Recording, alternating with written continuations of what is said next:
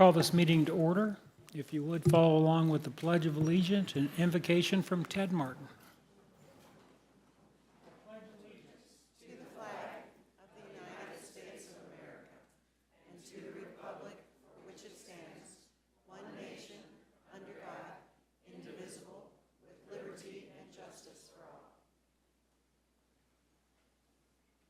Good evening, Mayor, Board, and guests. Please join me in prayer. Our most gracious Heavenly Father, we thank you for another beautiful day in the Ozarks. And tonight we just give you thanks for so much, for our board, for our community, for the development of the Branson area, and for how we can use our gifts and our talents and our facilities to share your love with others across this country as we have visitors come here by the millions each year. Father, tonight we bring this agenda before you as the business of the city is discussed, that business be honoring and glorifying to you this evening as well. Father, we love you and praise you. In Jesus' name, amen. Thank you, Ted. Excuse me, Ralph.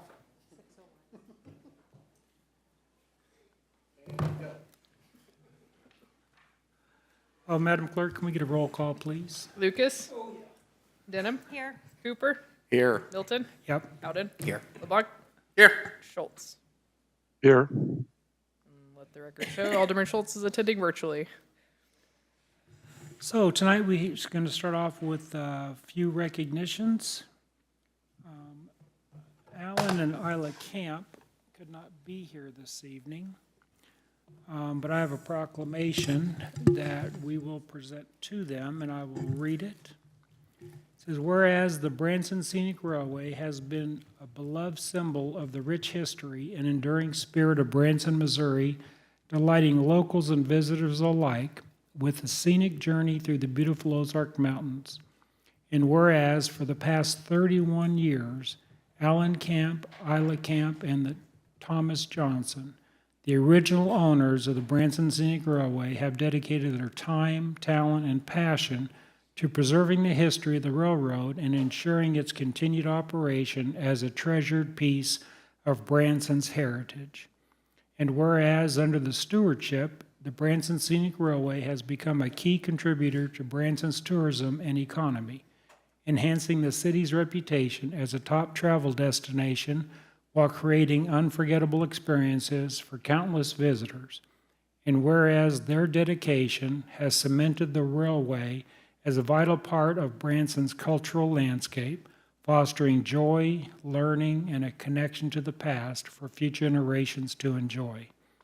Now therefore, I, Larry Milton, Mayor of the City of Branson, do hereby proclaim September 24th, 2024 as Branson Scenic Railway Day.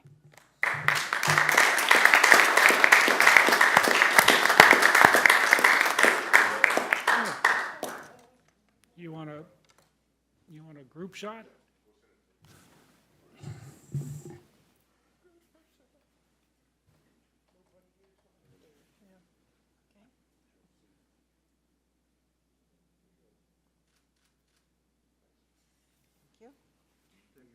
Ted's the front. At least you pulled it back in.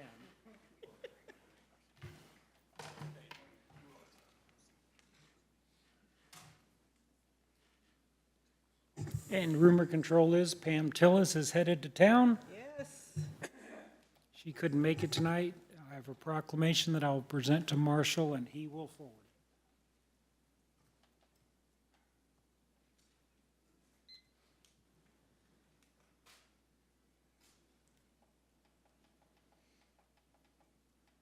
Hi, Pam.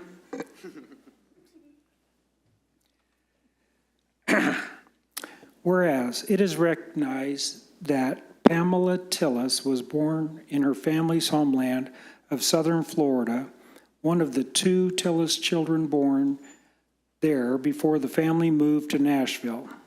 Pam often tells the famous story of sleeping in her father's guitar case when he was in his office, and to this day she remains thankful that Mel did not close the lid.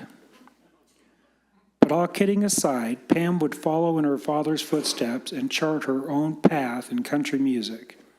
And whereas it is recognized that Pam Tillis would score a total of 12 top 10 hits on the country charts, including a song she wrote, My Vida Loca, which means My Crazy Life, rising all the way to number 1. She also is well known for the song Maybe It Was Memphis, and that her, the sweetheart of the Mississippi Delta region in West Tennessee. And whereas Pam won 2 major awards in her career, a Grammy Award for the Best Country Collaboration with Vocals in 1999, and exactly 18 years after her dad won the CMA Entertainer of the Year award, she took home the Female Vocalist of the Year honor by the same organization in 1994. Whereas Pam was inducted into the Grand Ole Opry in the year 2000 and became the only child to induct their father into the Opry 7 years later. Not only were the Mel and Pam performance on Super Tuesdays an iconic part of the Branson boom, Pam stands as one of the few iconic female headliners in the history of our community. Now therefore, I, Larry Milton, Mayor of the City of Branson, do hereby proclaim September 27th, 2024 as Pam Tillis Day.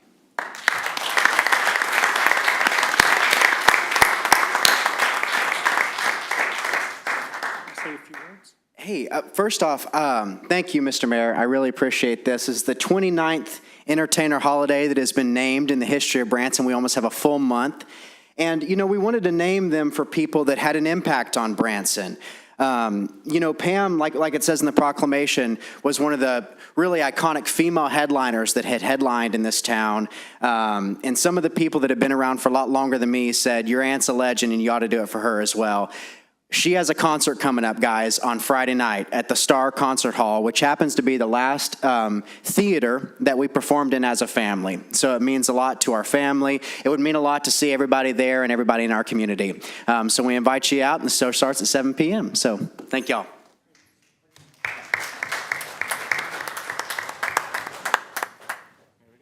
Sorry. Come on, Kathy. All right. Stay with us.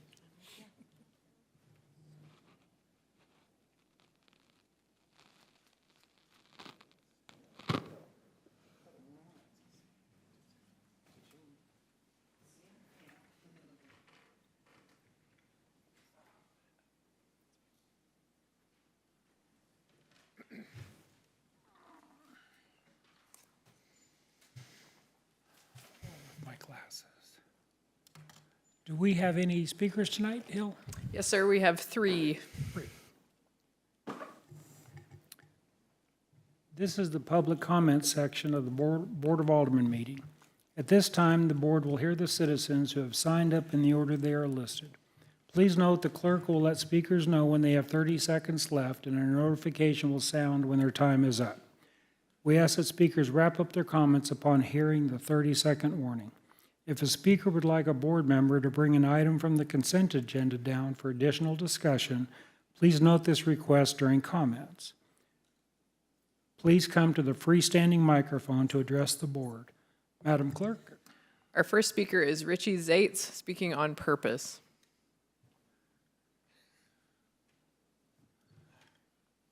Well, it could have been on porpoise, but I'm too far from the ocean. Click. Okay, all right. By the way, do you know anyone named Quince? When was the last time that you did see Quince? Yeah, Quince. About 2 seconds ago. Anyway, let that fall in. It takes a while. Y'all were chosen by God to be here, whether you realize it or not. And I've seen great progression here and wonderful things happening. I'm very proud of this group. I'm very happy that you are here. And I want to let you know that I pray for you every single day. I have a prayer group, and we get together every evening. And we'll continue to pray for you, okay? Because we are on the verge of many things that are happening which could destabilize our country. And there's issues, you know, such as what's going into our food, what's going on around us, radiation, things like this. We need to protect. Your job as assigned from the beginning of your life to where you are sitting right now was dictated and initiated by the Creator himself, Yeshua HaMashiach. You wouldn't be here and I wouldn't be here. I'm not an accident. I might be a hologram, but I'm not an accident. And I'm here to just challenge you to protect lives. It's very important that when immunizations occur quickly, we get children, autistic children, and I got my degree and that's my first work that I did. Okay, it's amazing that the Amish children don't get any inoculations and they don't get sick at all. So I have friends that had, tried to get it done fast and all of a sudden they were having problems. Now, if someone has taken the vaccine, they need to take zinc. It will stop the spread of it. Zinc will stop the spike proteins from continuing to go. If you're having heart problems, you consume cocoa powder, organic cocoa powder. It'll heal your heart. Okay, I won't get into great deep things on that level, but I work with a lot of my colleagues are doctors and they have degrees in science, and we're just trying to protect the public. And I ask you, as you go home by yourselves, to pray about what your role should be in protecting the citizens of this beautiful town, this little paradise that we have in the middle of the Ozarks. Thank you, Richie. Madam Clerk? Our next speaker is Deanna Slatton, speaking on health safety.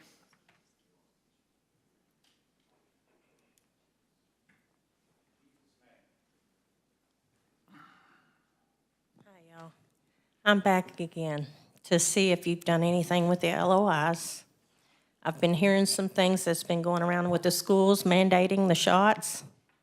I need to know if that's true, because they do not need to be mandating that at all. I'll need to ask the school board. Okay. Also, Holly, I had talked to you, and you told me that I never brought a threat to the city with the COVID shots, with the worm, with all of the things that were being put in the shots. All of that is coming out publicly. Whenever I told all of you about you being a wire, I wasn't lying.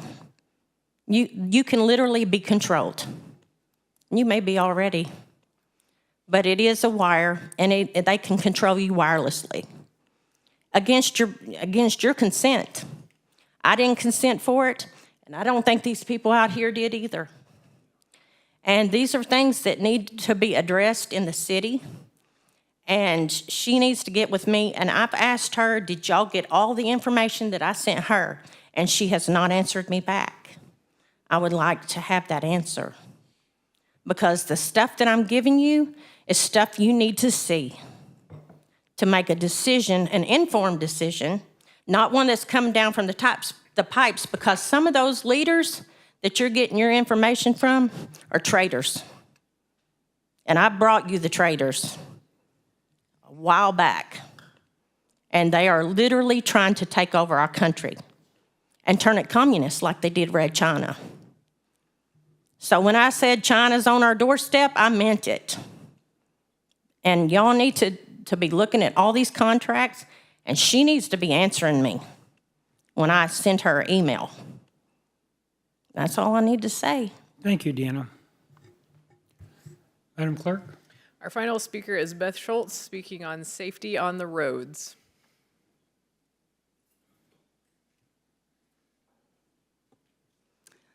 Aldermen, Mayor, City Administrator, I do have a concern about safety on the roads, both for pedestrians, but also for a topic that came up 2 weeks ago, the golf carts.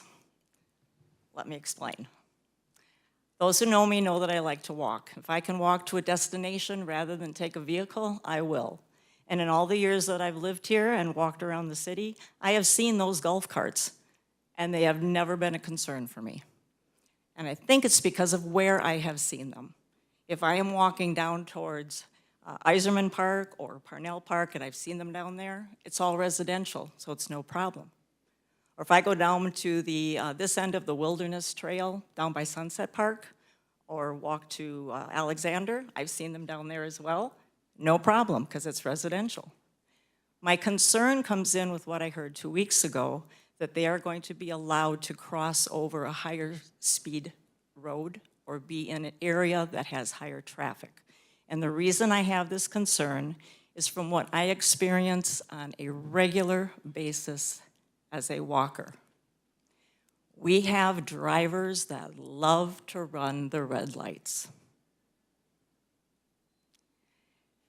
You know those white, when you're a pedestrian and you're at a crossroad and you see that white silhouette of a person, kind of like a, Yeah. telling you it's okay to go?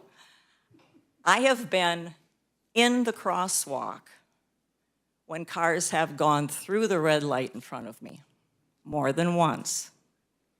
I have been in the crosswalk when cars have come up behind me and illegally turned right on red in front of me, cutting me off, more than once. So my concern comes with these golf carts.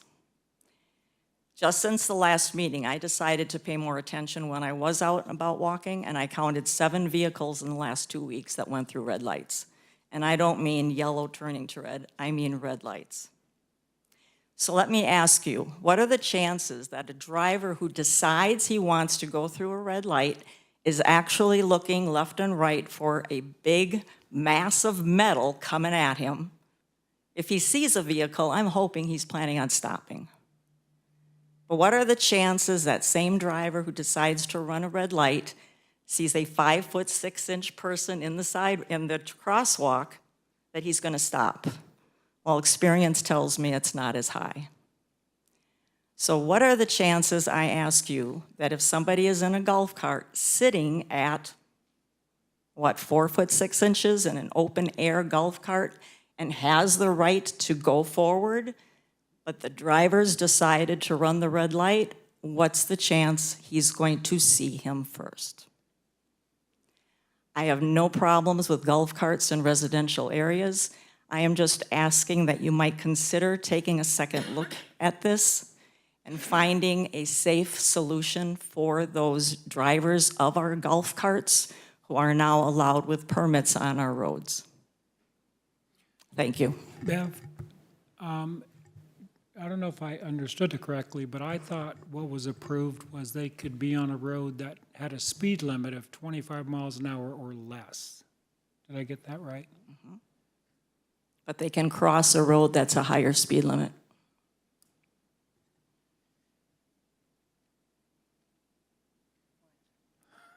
Okay. Thank you. Thank you, Bev. Mr. Mayor, I got a comment to that. You know, she brings up a very interesting point. I think the uniqueness about what she brings up is the fact that, you know, we have because we're a visitor community, we have a lot of transient people. And, you know, we've had these discussions before. When people are on vacation, they have a different mindset and a different attention level than what they are when they're in their own hometown. Yep. So that does, you know, propose a higher risk to, you know, a smaller vehicle compared to, let's say, like my pickup truck or even a full-size vehicle, you know, up against a go-kart would be no match, right? Yep. So it's definitely something to think about because, you know, we are, you know, kind of saddled with, you know, the visitor tourism community and that different mindset of people. Not only do we see it on the roads, but we also see it in lodging and nightly rentals and things like that. That's why we have some of the safety initiatives that we do.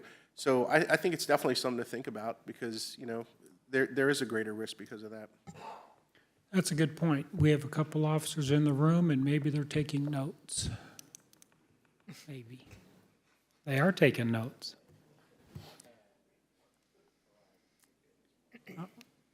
That's all our speakers? Yes, sir. Yep, thank you. Next is the consent agenda. Are there any items that any member of the board would like to have moved down from consent to ask additional questions or make comments? Hearing none, Madam Clerk, would you please read the items on the consent agenda? Your Honor, the items on the consent agenda are as follows. Approval of the Board of Aldermen minutes for the September 10th, 2024 study session, September 10th, 2024 regular meeting, and September 17th, 2024 special meeting. Acknowledge receipt of the Planning Commission minutes for the July 29th, 2024 special meeting. Acknowledge receipt of Advisory Park Board minutes for the June 18th, 2024 regular meeting. Acknowledgement of disbursements for August 15th, 2024 through September 13th, 2024. Final reading of Bill Number 6480, an ordinance amending the adopted 2024 budget for the City of Branson to adjust money in the Capital Project Fund for the tourism tax for the campground expansion infrastructure improvements. Final reading of Bill Number 6482, an ordinance amending Section 42-55 of the Branson Municipal Code pertaining to open burning requirements. Final reading of Bill Number 6483, an ordinance amending Section 86-102 of the Branson Municipal Code pertaining to the operation of vehicles on approach of authorized emergency vehicles. Final reading of Bill Number 6485, an ordinance accepting funding from the Missouri Highways and Transportation Commission Transportation Alternatives Program, TAP, for transportation enhancement funds for pedestrian crossing improvements at West 76 Country Boulevard and Shepherd of the Hills Expressway in the amount of $485,386. And final reading of Bill Number 6486, an ordinance amending the adopted 2024 budget for the City of Branson to adjust monies in the Transportation Fund for an increase in the Service Center Motor Vehicle Repairs account. Your Honor, that concludes the reading of the consent agenda. Thanks, Al. Do I have a motion approving the consent agenda? Second. Madam Clerk, would you take a roll call vote, please? Lucas? Denham? Yes. Cooper? Yes. Howden? Yes. LeBlanc? Yes. Schultz? Yes. The result of the vote is 6-0, motion carries. Your Honor, this is the first reading of Bill Number 6487, an ordinance approving the public service agreement with the Veterans Memorial Garden Incorporated for maintaining the beauty of the Branson Veterans Memorial Garden and authorizing the mayor to execute the documents related thereto. You've heard the first reading of Bill Number 6487. Do I have a motion approving this bill? So move. Second. We have a motion and a second. We'll get a report from Alderman Howden. Thank you, Mr. Mayor. This was upon request from the Veterans Memorial Garden. It's something that we did do last year to help them out essentially with some funds that'll help them with their water bill, which is basically the biggest ongoing cost that they have to maintain this absolutely incredible garden that stands for everything that we stand for and actually exists in that front door corridor that we continue to talk about. So the only other thing that I would say is totally understanding that no board can require a future board to do anything, but maybe we can figure out how to at least get this in front of a board every year. So because I think it's a lot of comfort to her to know that these funds will be available every year. As opposed to constantly coming and having to ask about it, because I think this is a really incredible ongoing thing that we can help out with, so. Hey, Marshall, didn't we, was it 5,000 we gave them last year? I believe. That's the same this year, Okay. Yeah, Jana reached out is that who you talked to? Yeah. So what's the timing of that renewal? Do we know? When the board approved it last time, they approved it for a year?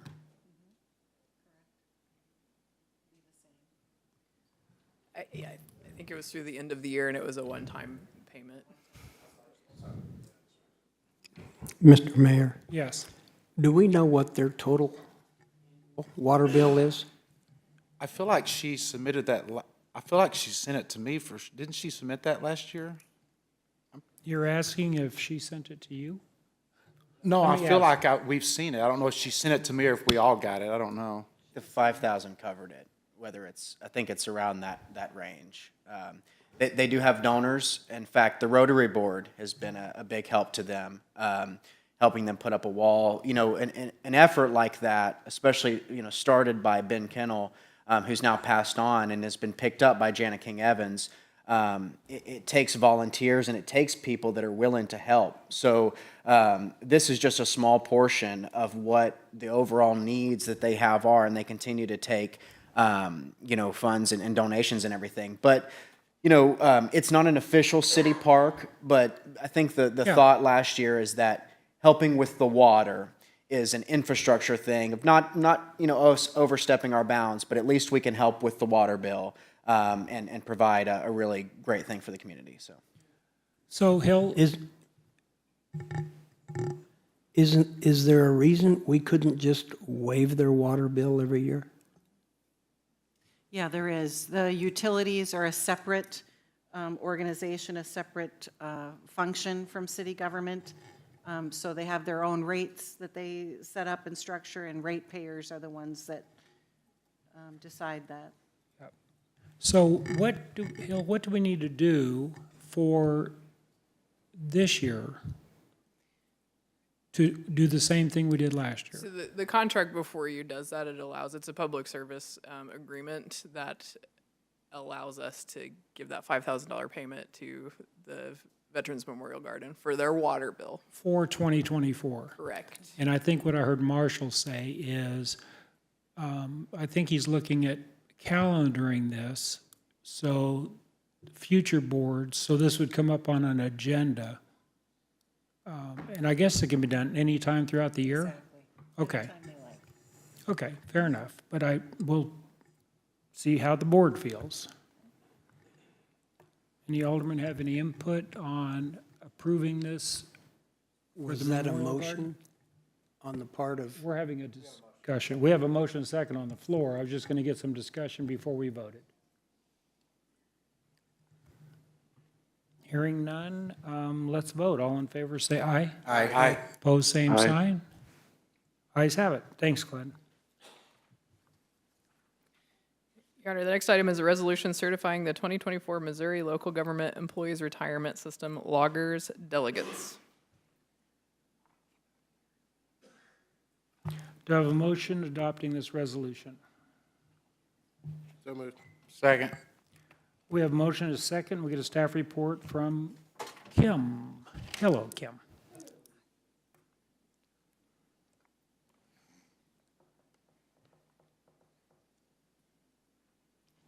Hello. We are proposing this resolution certifying our 2024 Missouri Local Government Employers Retirement System delegates. We have our annual Loggers Conference coming up here in October. And each year at this conference, there's a time to vote on who would be on the board for the logger system. And so in September, we usually submit our delegates by having you guys certify who has been selected. We had a secret ballot of our employees go through. We had our employees volunteer who wanted to go, and then they were put on a secret ballot. And Matt Gregory of our IT department was selected as the member representative. And the employer delegate, we typically have sent someone from the city staff that interacts a lot with employees that have questions regarding their loggers benefit. And so this year we have selected Haley Hutchins to be our employer delegate. So we're just asking that you guys certify those delegates so that they can vote on behalf of the city. Any discussion from the board? Any discussions from the audience? Great choices. Yeah. I do believe those are great choices. Any other comments from the board? Are we ready to vote? Ready to vote? All in favor, say aye. aye, Opposed, same sign. Ayes have it. Thanks, Glenn. It'll take me a minute to get used to this voice from above. Your Honor, the next item is a brief presentation on community safe rooms by Fire Chief Ted Martin. We'll get a report from Chief Ted Martin. Good evening, Mayor and Board. Chad, we have a PowerPoint up too. Just want to give a quick brief look at the topic of community safe rooms and shelters. That comes up every so often across our community, and why do we not have them? Where should they be? How do we do it? How do we build them? And I just want to take the next few minutes and talk about that. The community safe rooms are truly the rooms or structures specifically designed for the wind loads, for severe thunderstorms, or for tornadoes. We've obviously had our fair share of primarily severe thunderstorms across our community, and just an experience or two with smaller tornadic storms as well. And you can go to the next slide, or I guess I have control on it, Chad, sorry. So you know that the photo there demonstrates the windstorm we did have come through in 2012 and the damage that we had along West Highway 76 affecting residential and commercial properties. Thankfully, we out of an EF2 tornado, we just had one minor injury reported in the community. So the meat of this is solely hitting on the topic of safe rooms and shelters. And the two pictures you see, one is on the left, the community type shelter of various sizes to meet population demand, and then the most recent safe room was built in the new fire station that's required by the ICC codes to handle the occupant load of that building, which in that fire station is 4. So it's not a very big structure. However, it's a hardened facility, and it has water backup and electricity backup in that room. So they do come in all sizes of shapes and cost factors. Public shelters should be designated for an occupant load for a 5-minute walk. So when people come to us and say, hey, Mayor, how come we haven't built shelters all along Highway 76 and along our parks? And, well, you have to consider that 5-minute walk. And so I would share with you the example from Hollister Schools has done that with their most recent gymnasium construction that had a 5-minute residential walk from a mobile home park adjacent to that property. So it's designed for the occupant load of that school building and the neighborhood adjacent to them, not designed for hop in the car and go for a drive. That's not what the Weather Service promotes. That's not how we educate here.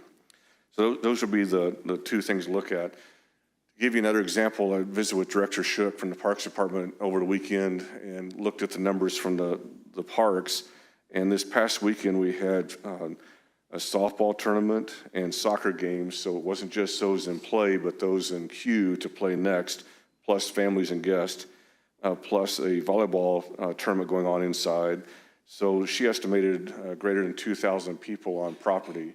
So when you think about building a shelter, if we built a new gymnasium for the Recplex and looked at it, the occupant load based on FEMA guidelines, 110 by 60 gymnasium would only hold just over 1,000 people or so standing like this. That's not including bathroom space or ancillary space in that property. So you start seeing the dollar signs start flying in the term of the real shelters compared to the education that we do to encourage people to be weather ready, to be mindful of severe weather. What's coming this weekend? Got a hurricane approaching. We're watching that right now for heavy rains. Cindy's watching that right now for heavy rains because of the campground. So we have emergency plans ready for that. Then to be thinking about where your shelter is for yourself, whether it be in a basement, a small room, closet, for example, or bathroom. And we do those education messages throughout the year. So we just want to make sure that we share with you that we've heard the messaging about shelters. We know the cost factors. We do know that we can do FEMA funding with that if we chose to do, say, something at the Recplex, but it doesn't solve it across the community. And so especially along our West Highway 76, to think about a 5-minute walk from somewhere, Alderman Cooper's Theater, a restaurant out west, the Track Family Fun Park. So that's where that comes into play. So funding opportunities, obviously, you could look at city capital, you could look at public-private partnerships, you could look at, really the bottom one is the FEMA hazard mitigation funding. We participate in that program.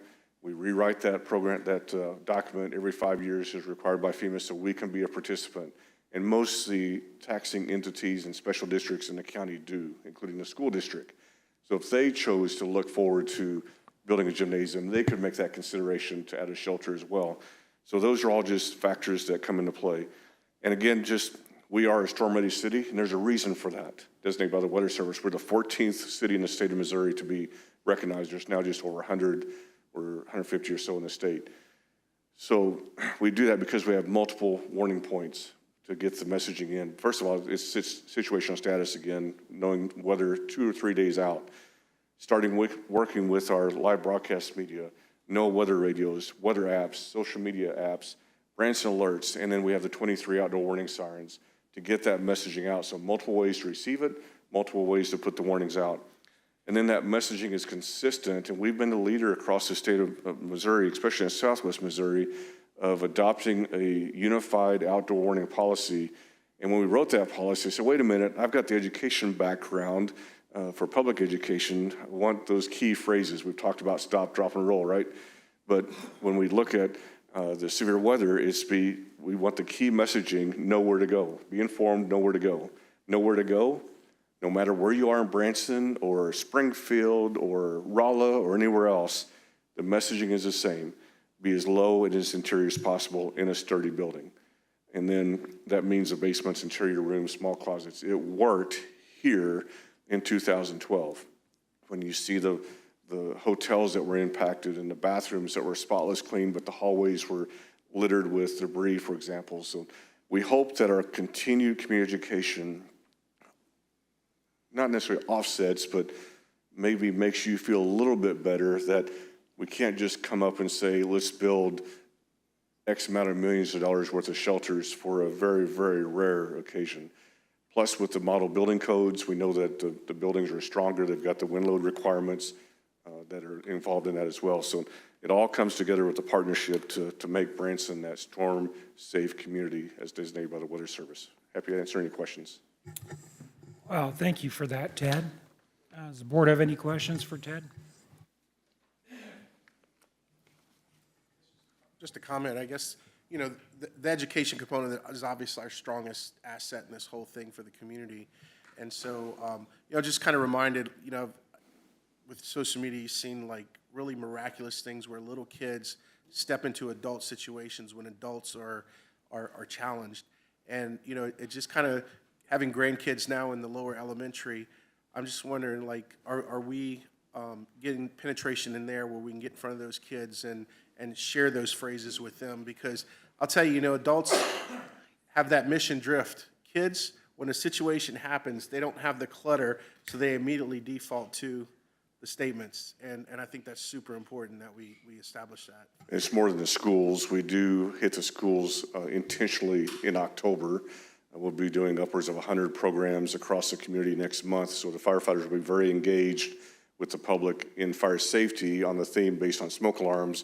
But we also talk about seat belts and severe weather. Those are two bigger risk factors to go along with. We're an all hazard risk community. We also do that with our public education and the businesses. When we go through I've got a teaching guide for firefighters to use. So we go through everything from elevator safety to what to do when the alarm goes off and the sprinkler systems and how to avoid or to reduce risk in your business. But the last two comments focus on the severe weather topic as well. Plus it's on our social media platforms. We do media releases annually as required by the Weather Service. So we can always do more and more and more, and just I think repetitiveness works. And so we've got great partnerships with our local radio stations and newspapers, and they help us spread that message as well. And a job well done, for sure. For sure. Anybody in the audience have any questions or comments? Hearing none, we're not voting on this. This was educational. Thank you. Ted, thank you very much. Your Honor, the next item is a resolution authorizing the submittal of applications to Taney County, Missouri for sewer sales tax funding in support of the city's planned 2025 sewer system improvements. Have a motion adopting this resolution. Second. We have a motion and a second. We'll get a staff report from Kendall. Hello, Kendall. Good evening, Mr. Mayor, members of the board, administrator staff. Thank you for your consideration of this item tonight. The Taney County Commission, as part of its yearly budget, typically will set aside funding from the county's half-cent sewer sales tax, which may be used for sewer system improvement projects that have been submitted to the county by municipalities within Taney County. This funding is provided for municipal projects that meet capital improvement criteria as described in the county's sewer sales tax usage guidelines. Approval of this resolution would authorize staff to submit an application letter of request of funds to Taney County to provide funding towards the cost of the city's planned 2025 wastewater system improvements. Branson Utilities is proposing 4 wastewater improvement projects that meet the outlined criteria. And we'll begin with some slides here that'll show these projects. So the first project I have is lift station 40, capacity and upgrades. This lift station is located in Country Bluff. It's highlighted in kind of the bottom right-hand corner there with the label there. I have also included an outline of the city limits of Branson, which is in that orange color. You'll see lift station 40 is located in the Country Bluff subdivision. So this project consists of upsize of storage capacity, larger pumps, new controls, and an emergency generator. Some history is on this project, or this existing lift station. It was originally designed for Country Bluff itself. However, with being a more of a regional sewer system, we plan for future expansions.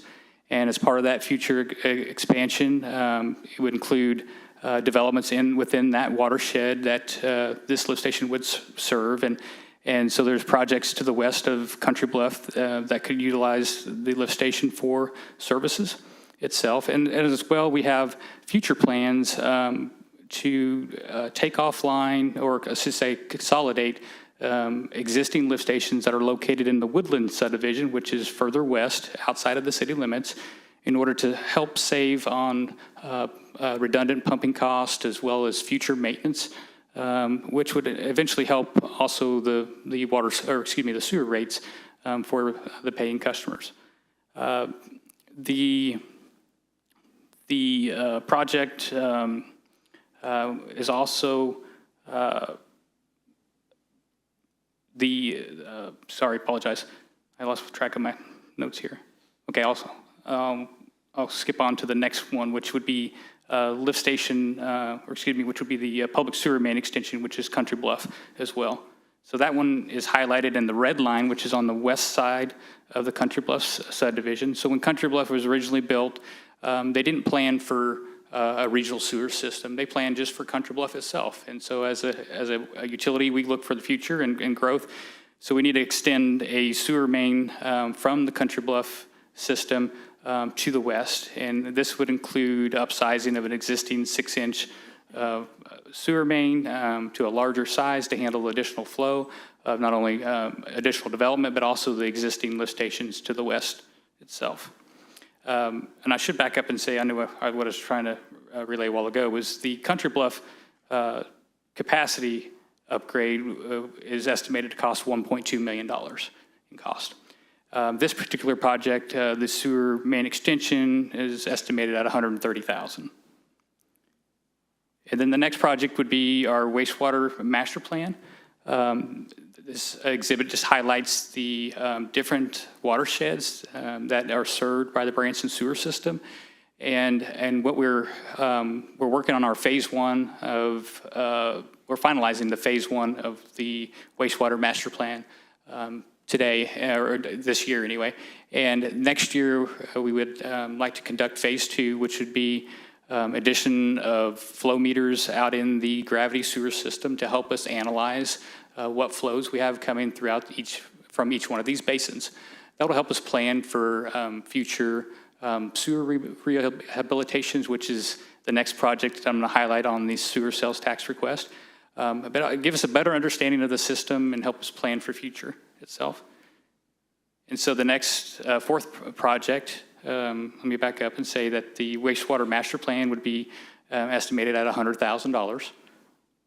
And then the sewer system rehabilitation project would consist of repairing existing lines. So I have a couple pictures up here for you of the upper left would be a broken clay tile line that has some root intrusion into it. This is kind of a milder case.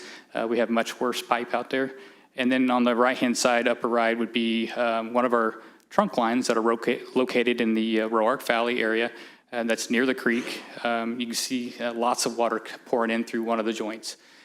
So this line has since been lined with a liner in that bottom picture there. You'll see it's a complete product of, it's sealed off. It uses the hose pipe to conform the liner to, and it creates a nice solid seal that extends the life of our assets itself. So this project is estimated to be around $500,000. Typically, we spend around $350,000 a year on sewer rehab. However, the cost of this type of work has went up with the products that are out there, and so we're trying to elevate our budget for that to accommodate for the rehabilitation work to keep up with our planned work itself. So in total, we're asking to request, I think it is $1,930,000 from Taney County as part of our application process for this year. It doesn't mean we'll receive those funds. It just means that the county will receive our application. They'll take in consideration for their next year's budget. And then they'll contact us after the first year, after their determination, and give us an acknowledgement of how much they would like to allocate to Branson. And it may be full amount for the projects, it may be a partial amount, just depending on the county's budget itself. And then after that, we go through an agreement process where we have to draft an agreement for each project. Those agreements will come back to the Board of Aldermen for your approval, and then they have to go to the Caney County Commission for their approval, for final approval. And then we'll have the funds available to us. That usually takes place next year. Nice job, Kendall. Yep, staff recommends approval. Any questions from the board? Mr. Mayor. Glenn? Yeah, so Kendall, how much does the county award annually, and what's been our track record in our award grants over the last few years? It varies from year to year what the county budgets for sewer sales tax for municipalities. The Caney County Sewer District operates off the sewer sales tax funds as well. So it depends on what projects they have in play and what projects are considered a higher priority between the municipalities. So for us, last year, I believe we're just shy of $2 million, or for 2024, we're just shy of $2 million in sewer sales tax funds. The year previous to that, I want to say that we had roughly around, I think it was $350,000 for sewer rehab, and then we had some rollover to this year on some projects. The year prior to that, it ranges anywhere between $300,000 to usually around $500,000 has been our average itself. We have received in the past around $1 million for a treatment plant expansion, but that's been several years ago. But last year, or excuse me, 2024 has been our biggest year yet for projects. Great, thank you. Any other questions? Ruth? Yes, Mr. Mayor, thank you. Kendall, since we don't have a current site plan for this because it has expired, how many units are proposed for this location? So I would like to start off by saying that we have to plan based off of the size of the property, or size of the watershed, I should say, because it doesn't just serve the adjacent property to Country Bluff. It would serve the Nevins property, the Woodlands as well, and a little bit north of Fall Creek Road itself. So what we did is we did an internal analysis of the watershed. We did a study of thank you, Chad. We did a study of the existing Country Bluff residences, of what flow is going to that lift station. And then we have to look at vacant properties. So the one adjacent to Country Bluff is roughly 50 acres in size. There's approximately 40 acres of developable of land in that 50 acres. And so if I'm not mistaken, by code, they're allowed to build 12 units per acre. So that would be roughly 480 units that they could possibly build per code on that piece of property. So we design or we anticipate flows reaching the lift station at that rate. Now, through further discussions, if units, with the developer, if the units were less and based off of their business model and everything, we could possibly get away with designing that lift station at a lesser capacity for that particular piece of property. However, we want to plan for future. We want to plan, again, we have numbers from the Woodland subdivision. We have a good track record because that system's been connected to the sewer system for many years now, so we'll use those numbers, and then we'll have an anticipated number for the 20-acre tract of land that Nevins property consists of, and we'll determine the best we can of what capacity is needed to serve that regional area. And obviously, we don't want to overbuild, right? So this project for Country Bluff, Lift Station 40, would be to develop a plan to where we can size the lift station appropriately for capacity, for storage, I should say, because there's a storage size that you have to have, and then kind of we'll do a phased approach on the size of pumps that are needed. So because obviously, typically, properties like this doesn't get developed right away. You know, there's a supply and demand of units and everything, so we got to balance that. So we'll do a phased approach on the lift station. For example, we could build a station where it has 400-gallon-a-minute pumps when ultimate build-out may be 800-gallon-a-minute pumps. So we'll take a phased approach on this. Okay, thank you. And I just wanted to make a comment, and then I have some questions for afterwards. But just as a point of providing information, because I know that there have been some concerns in the past. I contacted the engineering department today here at the city regarding ingress egress on the property. And it's just a little different because the property is in the city limits and Fall Creek Road is in the county. So I just wanted to find out for safety reasons who had authority and where the ingress egress locations were going to be located. And since it's in Taney County, I ended up speaking with Devin Huff. He's the Road and Bridge Administrator at Taney County. And Devin assured us that he has spoken already with the developer to state that there's a current ingress egress where the black gate is located on the subject property. And he will allow one ingress egress there, and then also going west towards 165. He will allow for a service road to be put in. But other than that, those are the only two that will be allowed. And I just wanted to share that information. Kendall, is this the lift station, number 40? Is that the one that will take a couple others offline? It is. In this exhibit that we have pulled up, you'll see in the Woodland subdivision, which is, I'm not sure how to operate this thing, I apologize. Right there. So this is the main lift station of the Woodlands, and then there's a secondary lift station here, and then another lift station that's further to the west. So these two lift stations here is the ones that we want to convey back to lift station 40 itself. So just briefly, what is it, The mayor knows me too well.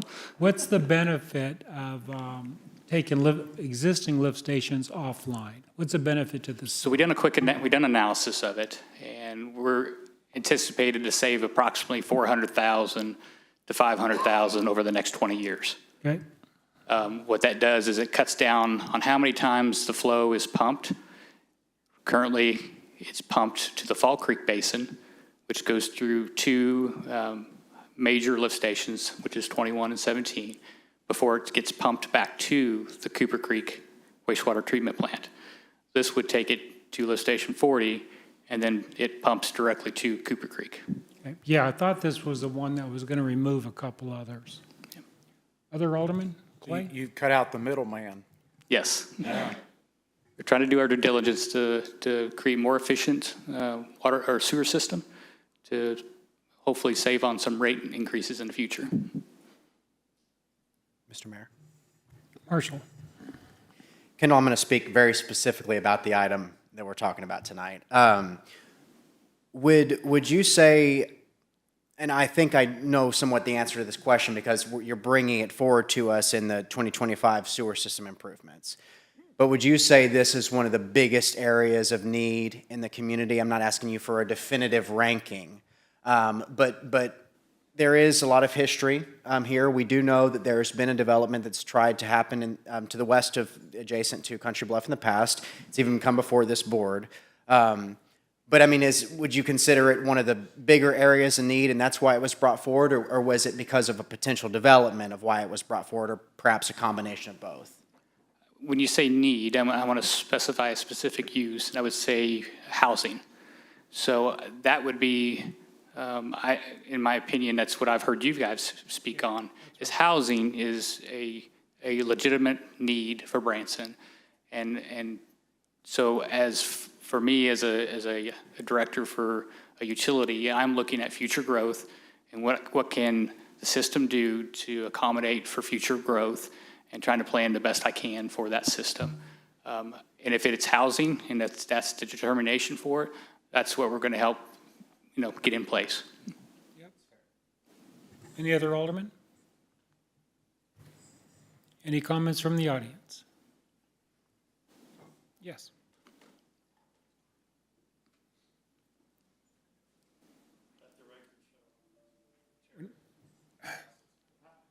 Let the record show we want to listen to you. Well, everybody knows I'm going blind, so bear with me. Is this mic on? One of the questions that I had, we are. I'm sorry, would you just state your name for the record? Oh, I'm sorry, Charles Hillis Sr.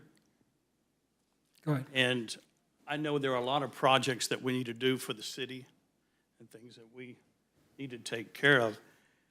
One of my concerns, big concerns, was the $130,000 for the upgrade in Country Bluff. A year ago, when they talked about doing it, they were going to redo one of the driveways. But I guess that is not in there anymore. But it's for the upgrade of the sewer line to a 12-inch line and connect it to the parcel next door. Correct. I understand upgrades for the city.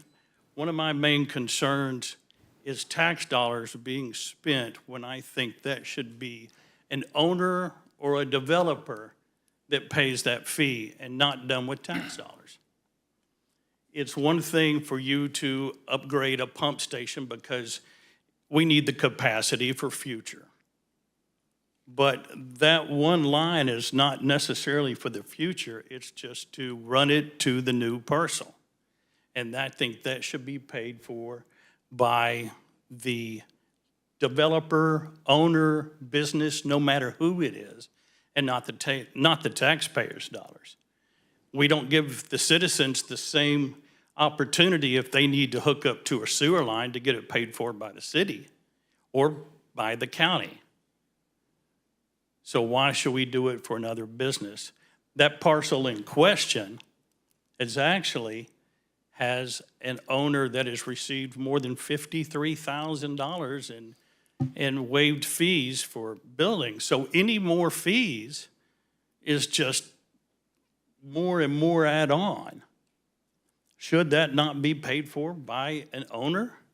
I mean, the owner of the property that it's going to be updated to has to pay their portion to connect to the sewer.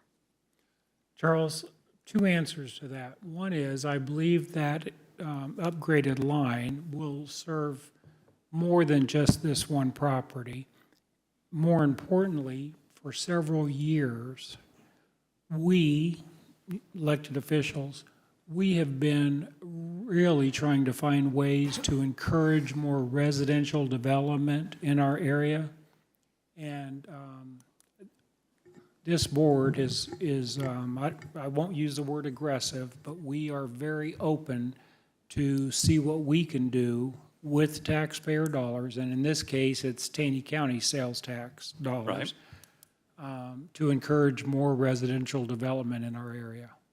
And I understand that. But for just that one development, and it's going, that line, I would ask for that part to be removed because that's going to just the property owner particularly. Charles, I think it includes other properties, more, other than just this one development. Not the one that's doing the 12-inch upgrade, correct?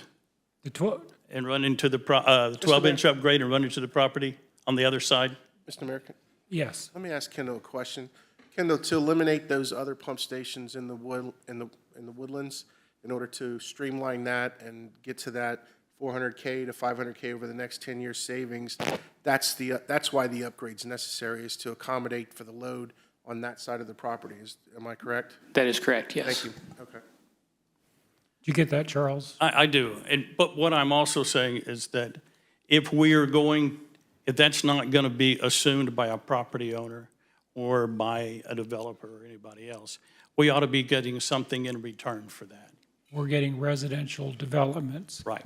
And even And we're taking two lift stations offline. if we come to a point where we do the 100-year floodplain again. Yes. And we discuss that, Yes. that should be done before land disturbance or alongside of a land disturbance, because the flooding that has occurred from the illegal rezoning of that, of that property, all the flooding, and I'm sure everybody knows about it, is only going to get severely worse when we come to that point to when they start. It's going to be worse than it is now. We had several properties just this last rain that were flooded. And the driveway that we discussed before, that was going to be, they were going to tear it up to do that portion of it and replace it, is almost gone, just from erosion from that flood. Yeah. So I agree with you. And my personal opinion is that 100-year stormwater detention is critical, right? They say we could get by with a 50-year, but we're talking about increasing that to a 100-year flood.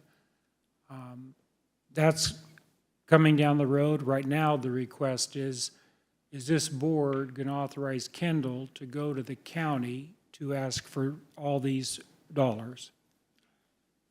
And I don't know what the list of all the projects are and how that station got raised to the top. I mean, infrastructure is a big thing in the community. Yes. And I get that. Yep.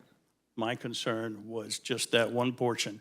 I don't think we should be using tax dollars for any owner, for any developer, that's a cost of business. They should be handling a lot of that themselves. That's what my concern with 130 was. I think that should always be assumed by any developer. In the words of Clay Cooper, don't you hate when I do that?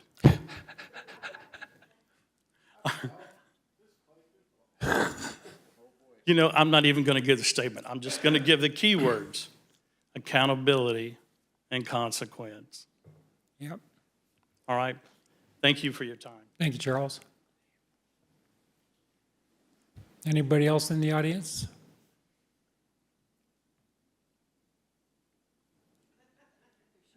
I Let the didn't bring record mine show that either. Cherry Webster took her glasses back. Cherry? Which one do you want, Ms. Cherry? She's asking for the chart with, yeah, No, the other with the one. red. Right. That one. No, go back. Okay. Cherry? I didn't bring my glasses either. These are Kathy's. Oh, Go ahead. first, I want to give you some feedback on the position of this microphone. Oh, I've spoken at numerous alderman hearings, and I don't like this.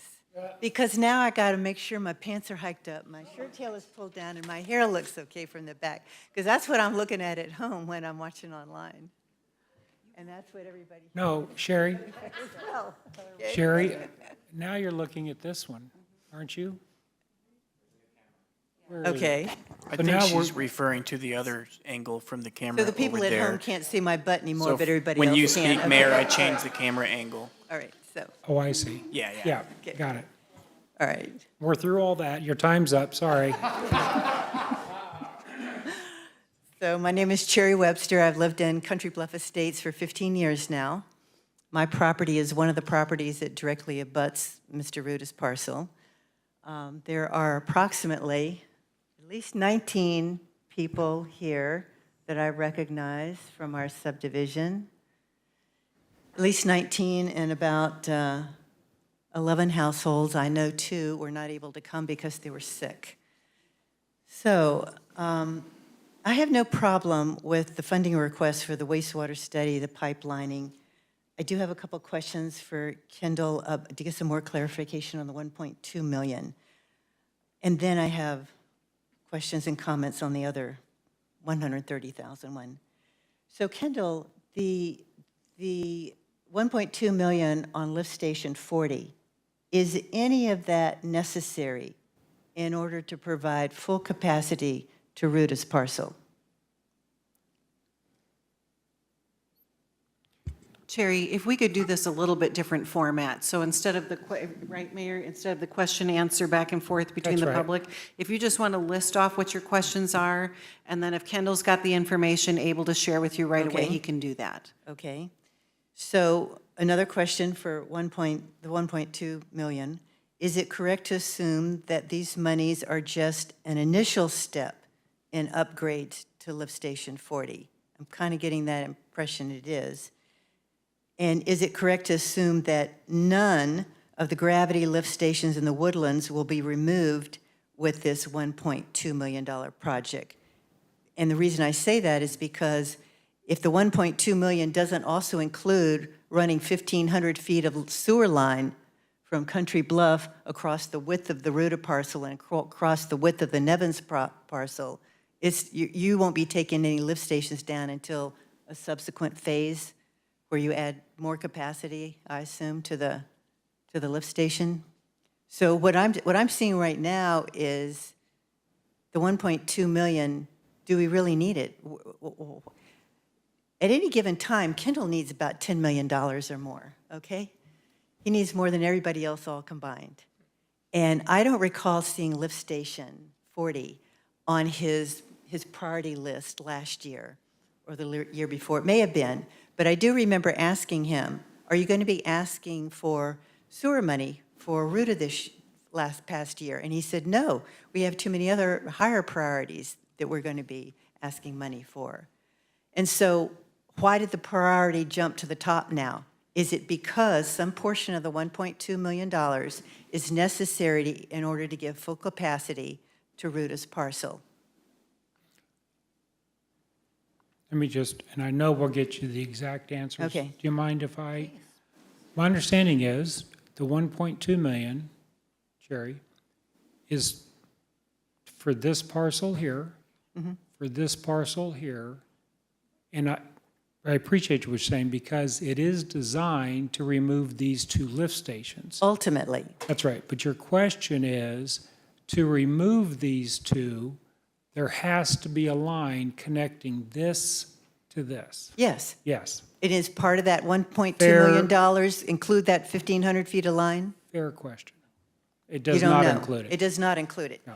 So there will be no short-term removal of a lift station because you're only That's providing capability to the Ruta parcel. That's correct. But you still haven't answered the question, is any part of it necessary to provide capacity to the Ruta parcel? Because we were told in the past that if there was just the extension from the manhole at 133 Country Bluff Drive Yes. over to his parcel, that would give him partial capacity because the 125 feet was a 6-inch line instead of a 12-inch line. That's correct. So now the $130,000 is to include that, include the upgrade and the 200-foot extension. I understand what that one covers, but I still don't understand if the 1.2 million is necessary to give Ruta full capacity. I can touch base on that a little bit, Sure. Mayor, if you want me to. So yes, the short answer is yes, it is necessary to provide full capacity to that development. The previous engineering study that we did on the lift station, it focused in on average daily flows. It did not focus on peak flows. And so when you calculate peak flows per DNR's Department of Natural Resources standards, it indicates to us that we would not be able to permit sewer main extensions for expansion without a lift station upgrade based off of DNR's current peak flow formulas itself. Okay. So I understand that the 1.2 million, the lift station 40 upgrade is eventually going to service the other three properties, especially the Nevins and the Woodlands. Woodlands, correct. But neither one of those properties have asked to be annexed into the city. The Nevins property isn't going to be sold until Mrs. Nevins moves to heaven. And so that isn't going to be anytime soon. So I'm kind of waffling on the 1.2 million, but I share the same opinion as Charles that for the $130,000 project, water and sewer, That's just part of the development cost. Water, sewer, roads, houses. The developer should be paying his own way. If he can't, well, tough patootie. I don't think that the taxpayer I'm dollars. sorry, what was that term? Patootie. I don't know how to that spell it. I'm plural? sorry. Okay, so let's go on to the $130,000 project. Like I said, I just have a big problem with subsidizing private developers with tax dollars. I have an even bigger problem with subsidizing a private project that has been illegally zoned and the city's refusal to invalidate that zoning. Does the developer's agreement that the city is or has negotiated with Mr. Ruda going to evaporate if he doesn't get this $130,000 request or award?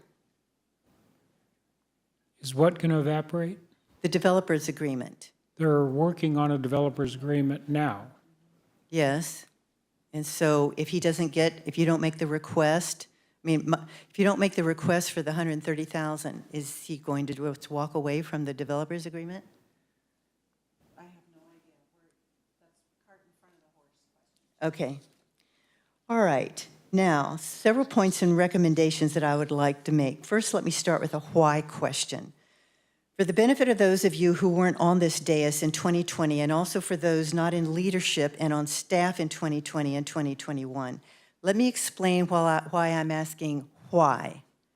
Why, of all the developers in Branson, would you go to bat for Dan Ruda, the known circumventor par excellence? Just look at his past actions on his first attempt at developing fountains on Fall Creek in 2020. He circumvented the city. Listen, there needs to be a history on this. You need to understand why. Before you share the history, allow me just to make a statement. I'm questioning the history, and I know the history, but I know you have a need. You and Denham know the history. And I know you have a need to share. My opinion is a lot of what we're doing, and Kendall's redirection on focus is we, as a community, we want and need more housing. Understood. And so, I don't want to use that word.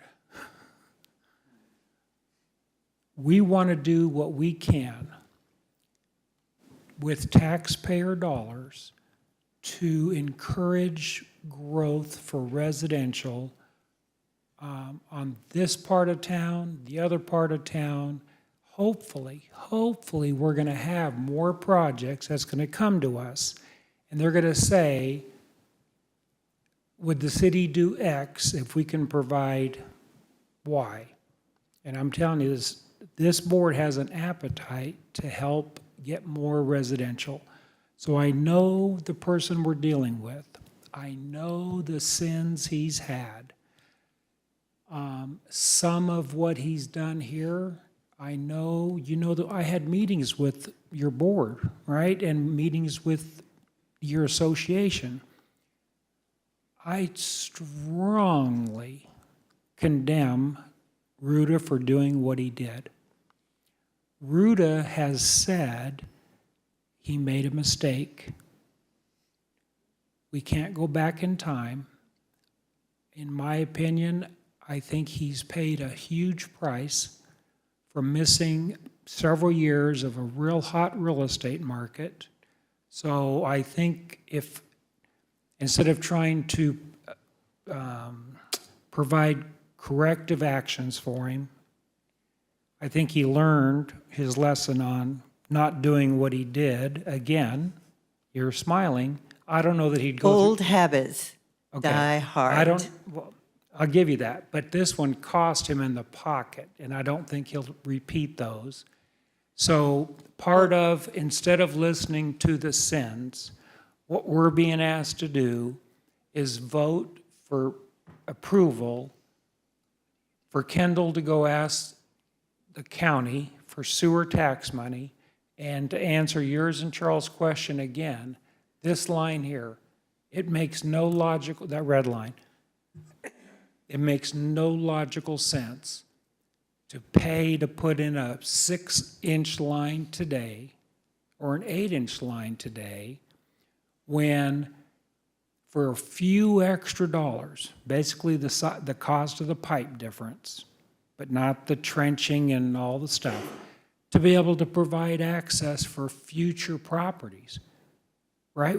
It would be silly for the city to grow and just bring the minimum, because then you're having to redo all the stuff in between it.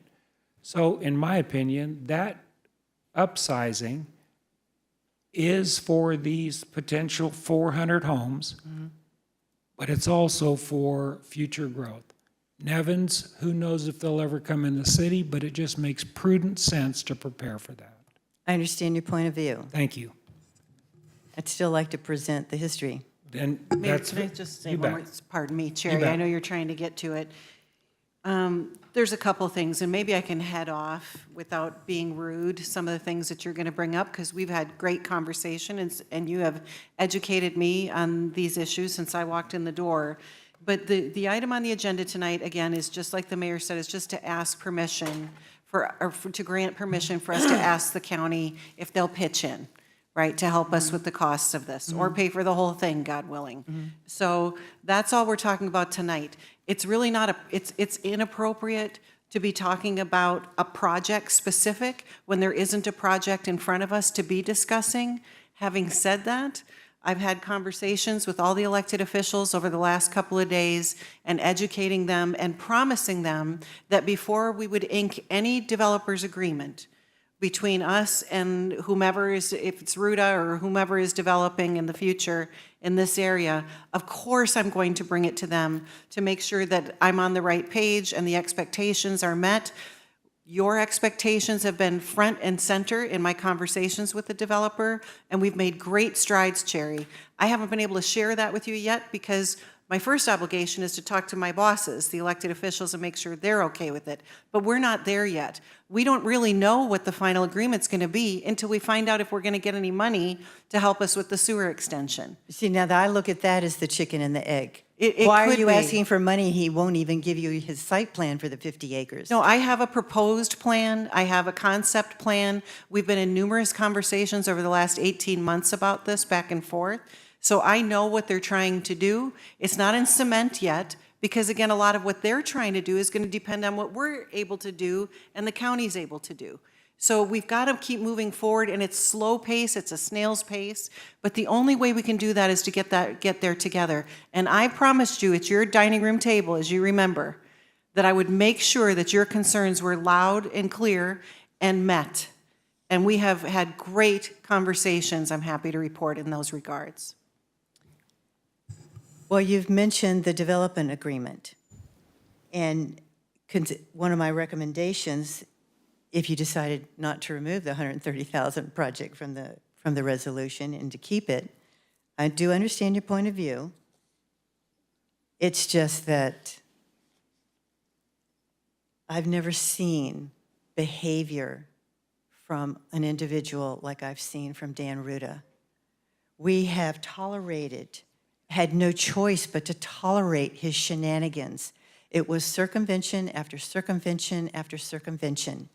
And his unspoken rule to the residents of Country Bluff were, well, this is what I've done. If you don't like it, sue us. Sue me. But his spoken rule to the city has been, this is what I want. If you don't give me what I want, I'm going to sue you. And it's still his spoken rule if you were to dare to rescind that invalid, that illegal zoning. And so something's got to give here. There has to be some sort of concessions. And it's been made very clear for a couple of years that there are three main things that this subdivision wants: buffer, basin, road. This last flood and rain that we had in July, I've never seen so much rain in 15 years. It didn't just flow across the culvert and the street. Yeah. I can't begin to tell you all the details. The benefit to Country Bluff, and I said this years ago, the benefit to Country Bluff when that 100-year flood basin gets constructed, you all are going to benefit. And you'll still And you benefit. offered that. You came to our we're- POA twice and presented that, and Ruta just walked away from That's- it. He's agreed to the 100-year So when you, flood stormwater detention. so what is a 100-year floodplain? Because in March of 2020, his engineer designed a 4,000 cubic yard sediment filter basin that was supposed to then become the stormwater detention pond. But he circumvented his engineer and decided instead to just put out 2 rows of riprap. And now when it rains, not just like we had in July, but when we have a 4-inch rain, that water runs through the riprap, around each end of the riprap, over top of the riprap, in front of the riprap. In July, all you could see when I looked out my window on 4 sides was water.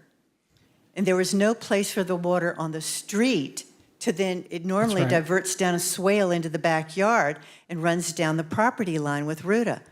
It couldn't go back there because the water was pouring off That's of right. him. So what is a 100-year flood We had detention our- pond? We had our city engineers Okay.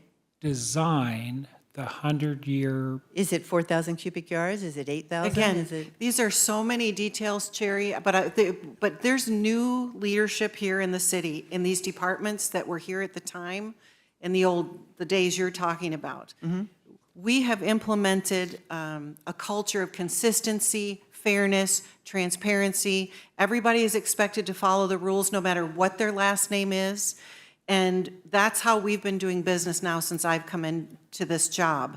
So we're doing that. And we've got professional staff who can review these submitted plans and make sure that they're up to snuff and they're not what you're talking about, some kind of going around things. So people aren't going around rules anymore here, and they don't like it, and we hear from them occasionally. But my promise to the residents is we've got to be making sure we've got safety at heart. The health and safety and protection of our residents and visitors is always at the forefront, but equally is to support economic development, housing, to forward efforts to improve housing stock and availability, and do that while we're consistently applying the rules across the board.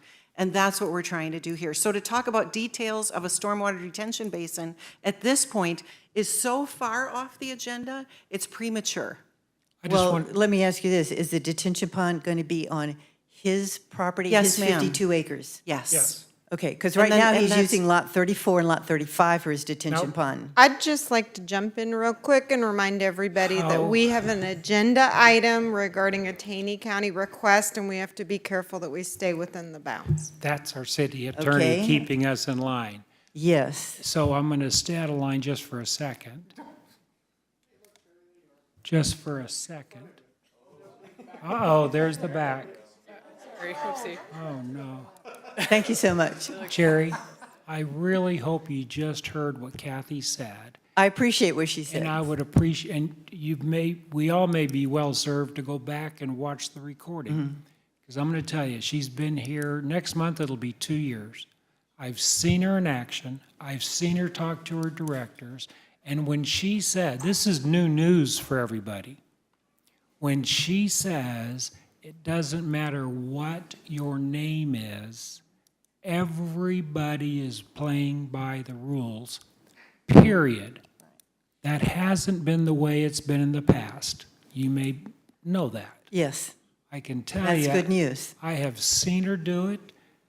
It hasn't been easy in some occasions, but I've seen her hold their feet to the fire. May I finish with the concessions we'd like to see? The basin on his property that stops the flooding on lots 35 and lot 34. The buffer, we have asked repeatedly for a buffer, a tall berm from the pavement at Fall Creek Road Mayor? up to the bluff. I'm sorry. Mr. Mayor? Yes. I do want to, sorry, I apologize for interrupting, but now we definitely are off the agenda item, and I'd ask that we please stay on the agenda item. I think this is part of the agenda, but. No, it's not. Sherry. The agenda item is the request for a grant to the county for sewer systems, and all these other things are not related.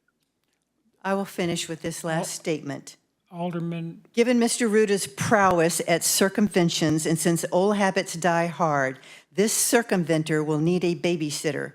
I would like the name and cell phone number of that babysitter before any development activities commence. okay, now we'll get back to the agenda item. Is that okay? Yes. Because we have crossed the line several times, and I'm guilty of it also. Thank you for your time. Thank you. We're limited to one. Can somebody else ask it for you? Yeah, someone asked me. No. Okay. Is there anybody else in the audience have any input? Mr. Seitz. Thank you. For the record, I'm State Representative Brian Seitz. I want to commend you for listening to the citizens. That's extremely important, and this board and this mayor and city administrator have been doing that since they were elected. So I appreciate that. I do want to say, and I know, Mr. Mayor, you didn't use this word, we are in crisis mode as far as housing goes. I think after the session ended in May, I've written numerous requests for grants for developments, including senior housing and others. We need to have it here, or we're going to lose individuals that would like to live in our fine area, and they'll find another place to live and probably jobs elsewhere. We need to do every single thing that we can to encourage development, and if this, staying on the agenda item, if this increase in the sewer system and main extension and so forth is necessary to sometime in the future build some sort of residential location, we need to do it. And we need to do it now. We need to be forward thinking, and I think that's what you're doing tonight. And I'll say again, we're in crisis mode as far as housing goes in Branson, Missouri, and possibly Taney County. So thank you for your due diligence. Thank you, Representative. Anybody else in the audience have any questions, comments, words of wisdom? Hearing, is there any follow-up questions or comments from the board? Yes, Your Honor. Yes, Ruth? Okay, this is located in my ward. My initial platform when I ran for office was, if we are not growing, we're dying. I am a firm supporter of development, and I continue to hold that belief. Only development needs to be fair, straight across the board. Yes, in the past, it was horrible. Now, I could not be happier than to know that whatever we move forward with, our ordinances, state statutes, the policies that engineering and public works have in place are going to be enforced. I support this resolution before us tonight. However, I strongly feel that we need to move forward, but to also give the residents in Country Bluff Estates feeling that they're being listened to. I just want to suggest, I'm just making this suggestion, do no harm, and to consider the Country Bluff subdivision. I know the 100-year detention basin is part of the agreement that I've not seen the full agreement. However, I would like to ask that this detention basin be part of the land disturbance application, and that the detention basin be constructed prior to any construction of building on that property, so that we can mitigate the flooding that takes place on that property. Also, to remedy the lack of screening between Country Bluff Estates and the proposed development, because there is nothing there now. I know that there have been discussions of a berm and landscaping, but a plan to provide substantial screening, and for that to have more discussion, so that their properties can be protected. Because both things were done incorrectly, and I'm very thankful that these are being addressed, and just to take them to the maximum so that we can protect Country Bluff Estates. Thank you for sharing that, Ruth, and I'll respond to you, and I'm really talking to Country Bluff. You and I have been down this road. I think I have a good understanding, and I believe Kathy has a good understanding of what it is Country Bluff is asking for. This is one step along the way. I can assure you, Country Bluff and Ruth, Kathy is negotiating the development agreement. Kathy will not sign that without you thoroughly reviewing it, Ruth. Mr. Mayor. She's made that promise. Yep. So she's made promises, and she's fulfilled every one of them that I'm aware of. So that gives me comfort, and I'm hoping it gives you comfort, because we are listening. Fair enough? Mr. Mayor? Yes. One just, I guess, Can I final statement. pull your bike up, please? Okay, sorry. I'm not a Clay Cooper, but initially when Kendall started this presentation, he basically said he looked at the entire watershed and future development. It wasn't subject to any particular parcel or anything like that. It was looking at the future of our community. And to the degree that he communicated, that was based on the level of leadership that has been installed in this city hall currently at every level, from our city administrator down. And I want Country Bluff to know that for me, because I'm your ward, Alderman, the reason that this has happened is because of your voice. It's not in the absence of your voice. So everything that you hear going on with the communication that Kathy's had with developers, with her staff, is because you all went to the polls and you voted for Ruth, and then you voted for me. And since those elections, we have stood firmly on the principles that you guys wanted to be installed. And in that, we're using every tool and every mechanism necessary to get the other things to right those remedies. So make no mistake, this is not falling on deaf ears. And as far as I'm concerned, I believe that Ruth and I and the mayor, because for 3 years, I've had meetings with you guys and sat in those conversations. And so I know the pain that you felt. And this is us getting through that. But it's because of Kathy's leadership that we're able to get that, because as Cherry, we had a conversation the other night, and I told you, I said, Kathy's holding feet to the fire, and she feels comfortable in doing that because she has 6 members of a board and a mayor that have her back on that. And we are changing the culture out there, and the things that have happened in the past are not happening now. And those are things that are hard for you guys to see because you're not in the day-to-day, but we get to see it from different views. And rest assured that from Kathy on down to Kendall and Michael Woods and all our directors, this is really happening in a way to support this community the best that it can. And we're giving you the best that we have in order to do that because you trusted us with your voice. And we're just echoing it as loud as we can, but we have to do it in a way that is civil government, I guess you could say. So I just want you guys to know that your voice is definitely heard, and the action behind everything that we do is based on that. So please know that you guys are heard. Mr. Mayor. Yep, and thank you. Just real quick, I'd like to follow up. In addition to what Ralph just said, you guys were fibbed to, being politically correct. Completely different administration, right? So you are rightfully cautious, you should be more than cautious, right? Marshall? Thank you, Mr. Mayor. I'm going to speak to all the citizens, and I'm going to look in a very specific direction.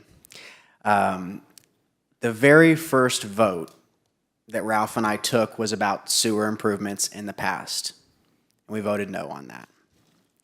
And there was a very specific reason that we did. And I can tell you one of those main reasons is I didn't have her yet. Yeah. That's the difference. And that's the assurance that I could give.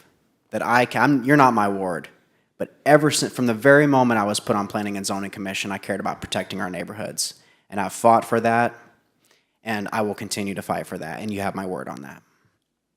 There's a new sheriff in town.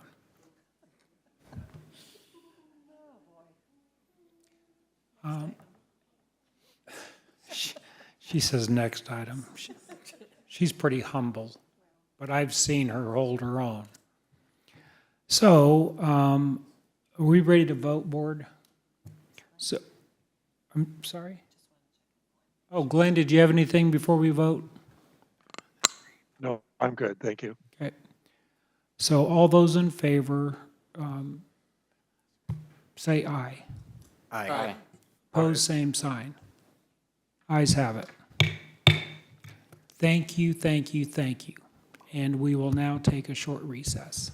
Thank you. Thank you, Kendall.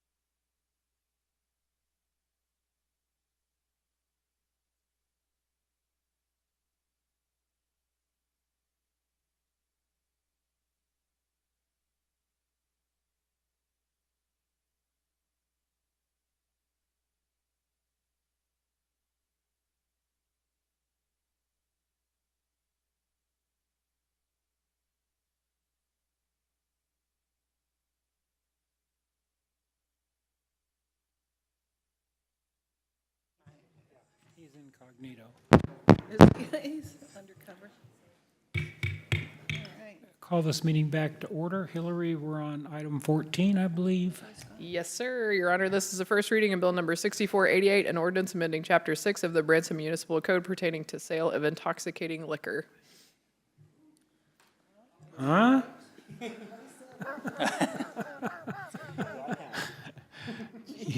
You've heard a very brief reading of Bill Number 6488. Do I have a motion approving this bill?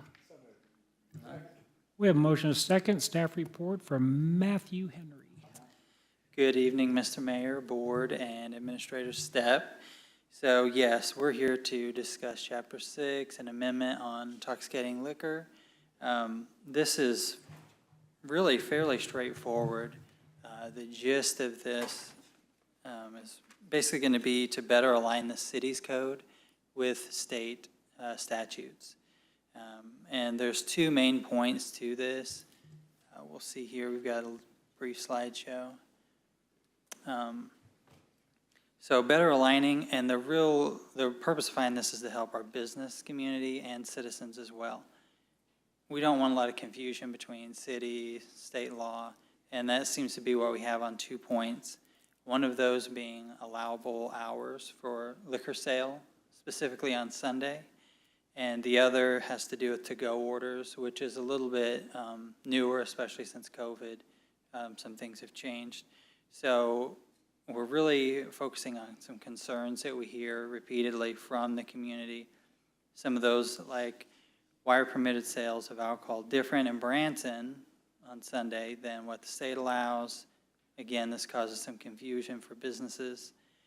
Customers, I've heard this multiple times, they'll become angry if they go into a store on Sunday versus a Tuesday, and they can't, the business has to refuse alcohol sales because the hours are a little bit different. Some employees even, they get cussed out by a customer, just a hostile situation. They try to block that area off, but it's kind of a hassle for the business again. And then the bottom point deals more with the to-go orders. With DoorDash or just ordering through an app, the community is wondering, well, why do I have to physically walk in? That kind of defeats the point. I have an order that is food, has to have food, but I have alcohol. I have to go inside rather than just having it brought to my spot. It's just not convenient. So here, this breaks it out fairly clearly. If you'll note, at the top it says hours when retail liquor sales are not permitted. That's a little bit easier to break it out that way. You can see how the state, they recently changed it to where Monday through Sunday, it's all the same. And then to-go orders are allowed to be picked up through either a pickup window or a drive-up parking space, provided that very specific guidelines are met. We took those same guidelines that the state has and put it directly into our code, so it's just a mirror image. If you look at the middle section here, this might show some of the confusion. Our current law, you've got 1:30 a.m. to 9 a.m. on Sunday, 12 midnight Sunday to 6 a.m. Monday. You're not allowed to purchase alcohol. Now, all the rest of the week, it's 1:30 a.m. to 6 is the time that's blocked out. So people, can easily get confused by that. And then in our code, it states if you have a to-go order, that's fine, but you have to park, physically walk inside, pick it up, and then go back to your car. So we're just proposing that we match what the state has already put into law. Very clear, thank you. Any questions from the alderman? Mr. Mayor, Yes, Glenn.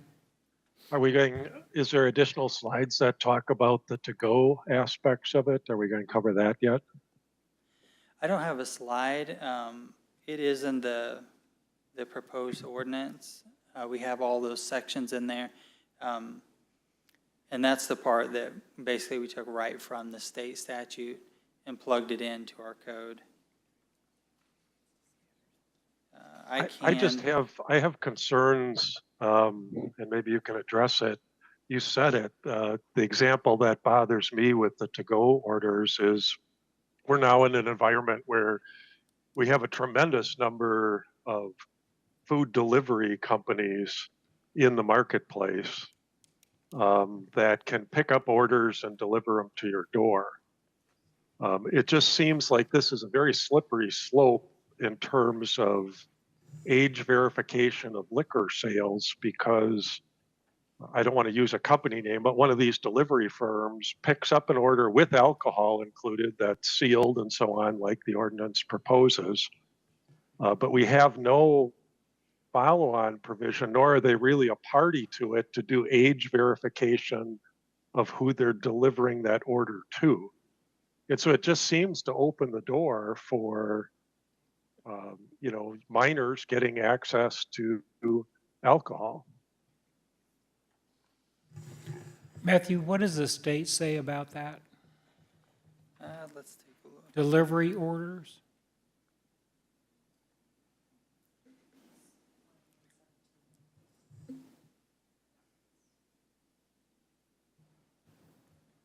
No, Sheriff?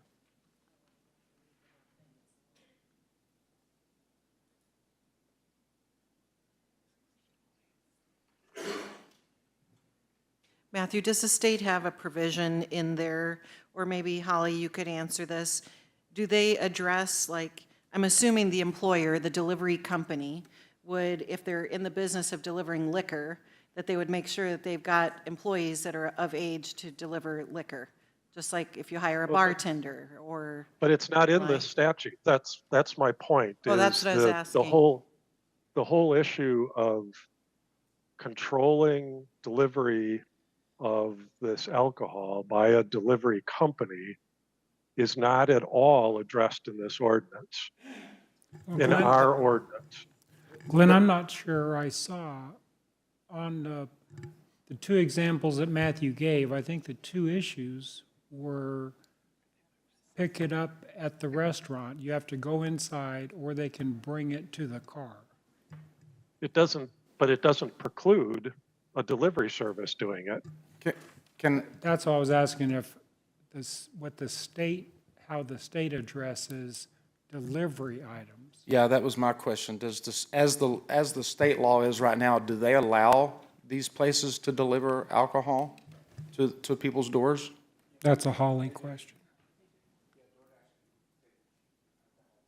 Oh, I'd rather get the information from our attorney, Ralph. Nothing personal, Ralph, but.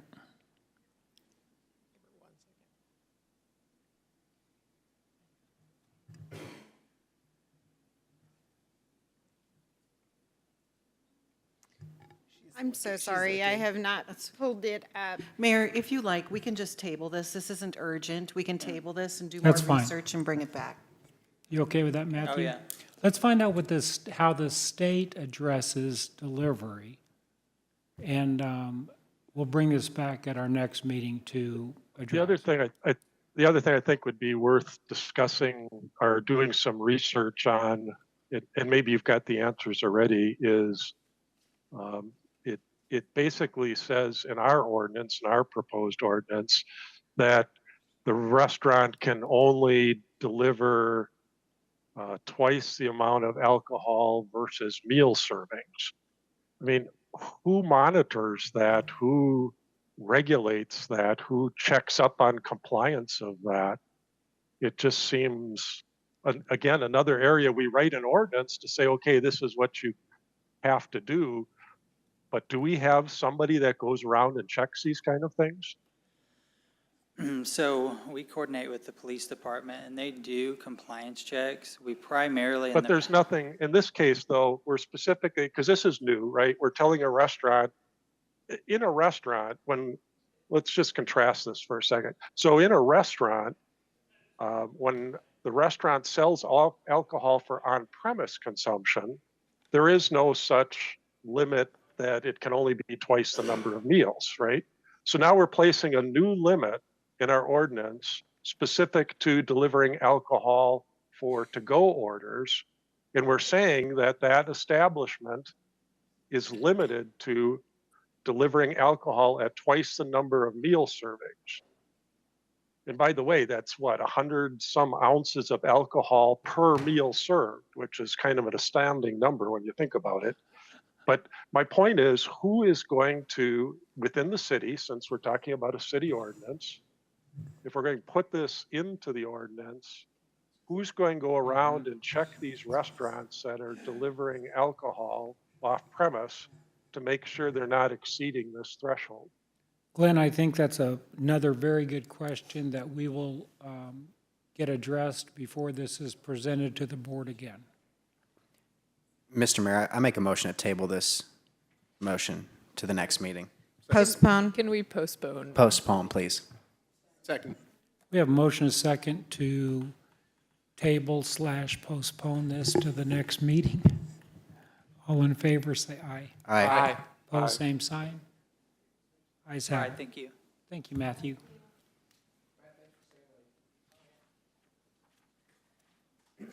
Your Honor, the next item is the public hearing and first reading of bill number 6489, an ordinance for municipal code amendments throughout chapter 94, changing the term nightly rental to short-term rental.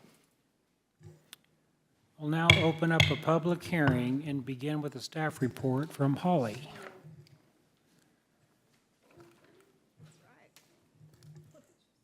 Good evening again. This is part of the revamping of our regulation for short-term rental. So the second phase of it, we passed a substantial change to Chapter 22 for business licenses for short-term rental. As a next step, after that was passed, we went through Chapter 94, which is our zoning ordinance, which regulates when short-term and where short-term rental uses can be allowed. We used to call it nightly rental. So all this is about is changing the word nightly to short-term. So those are all the changes that you will see. Yep. There is one aspect of Chapter 94 that does reference nightly rental, but it is the act of a time period of nightly. We did not change that. It is not a technical term. Fair enough. Any questions from the board? Questions from the audience? Hearing none, let's vote. All in favor? We just had a public hearing. So we need to close the public hearing and then put it on the floor. So this is a Chapter 94 zoning change, and so this is a public hearing. So when you invited the audience, that's the public hearing, and then you need to close the public hearing. Okay. Thank you. Don't need to tell me twice. Public hearing is closed.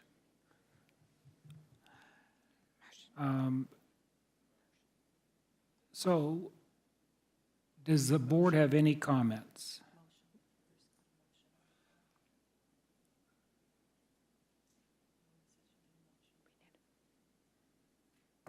Oh, I see, yeah. So, you've heard the first reading of bill number 6489. 9. Do I have a motion approving this bill? Second. We have a motion and a second. Any comments from the board? Any comments from the audience? Hearing none, let's vote. All in favor, say aye. Aye. Opposed, same sign. Ayes have it. Your Honor, this is first reading of bill number 6490, an ordinance amending the Branson Municipal Code for short-term rental regulations in Chapter 18, Buildings and Building Regulations regarding Section 18-27, subsections 903 and 907, pertaining to the requirements for sprinkler and alarm systems, and Chapter 42, Fire Prevention and Protection regarding Section 42-55, subsections 903 and 907, pertaining to the International Fire Code to remove the parking map requirement, and in Chapter 90, Utilities regarding Section 90-81, pertaining to system connection charges to change the term nightly to short-term. So you've heard the first reading of Bill 6490. Do I have a motion approving this bill? Second. We have a motion and a second, and we'll get a staff report from Holly. Again, this is part of our short-term regulation platform. The title really encapsulates all of this. The Chapter 18 change references the change that you made to the fire code, which made an exception for structures built at July 23rd, 2024, which are less than 1,600 square feet, which accepted those structures if they met the requirements out of the requirement in 903 and 907 to have sprinklers and an alarm system. So the building code change reflects that fire code because those two codes interrelate. We also then are proposing the change in 93 and 907 in the fire code. One of the things that we required was that there be an escape plan, and that as part of that, it designated appropriate parking. Fire and the commenters at the hearings in regards to those changes asked that that be removed. And so we're asking for that removal from that requirement. And then for Chapter 90, that's our utilities. Again, that's an exception that this board passed, I believe, late last year, so that there wasn't a higher cost in a change of your use when it is nightly rental. So it's using the term nightly, and we're bringing it up to the same technical term of short-term rental. Very nice. Any questions, comments from the board? Questions from the audience? Hearing none, let's vote. All in favor, say aye. Aye. Opposed, same sign. Thanks, Glenn. Ayes have it. Your Honor, this is the first reading of Bill Number 6491, an ordinance amending Chapter 22 of the Branson Municipal Code pertaining to short-term rentals to remove certain requirements and add fire inspection fee to Appendix A. So you've heard the first reading of Bill Number 6491. Do I have a motion approving this bill? We have a motion and a second, and we'll hear from Holly. This, again, is a response to the comments you received from property owners and from interested parties in regards to regulation of short-term rental. After that meeting, there was substantial comments, and we conducted communications throughout the city, led by Kathy Misdep, in regards to what we had in the regulation. One of the primary requests was that there not be a requirement for notarization by the owner authorizing a manager, and because of communication issues. So we took off that notarization. That owner still has to acknowledge it, but this allows for a property owner anywhere to be able to supply that documentation to us without ever having to come into our beautiful city hall. So it makes us more efficient, and it makes us more business savvy, and certainly better in our ability to serve our customers.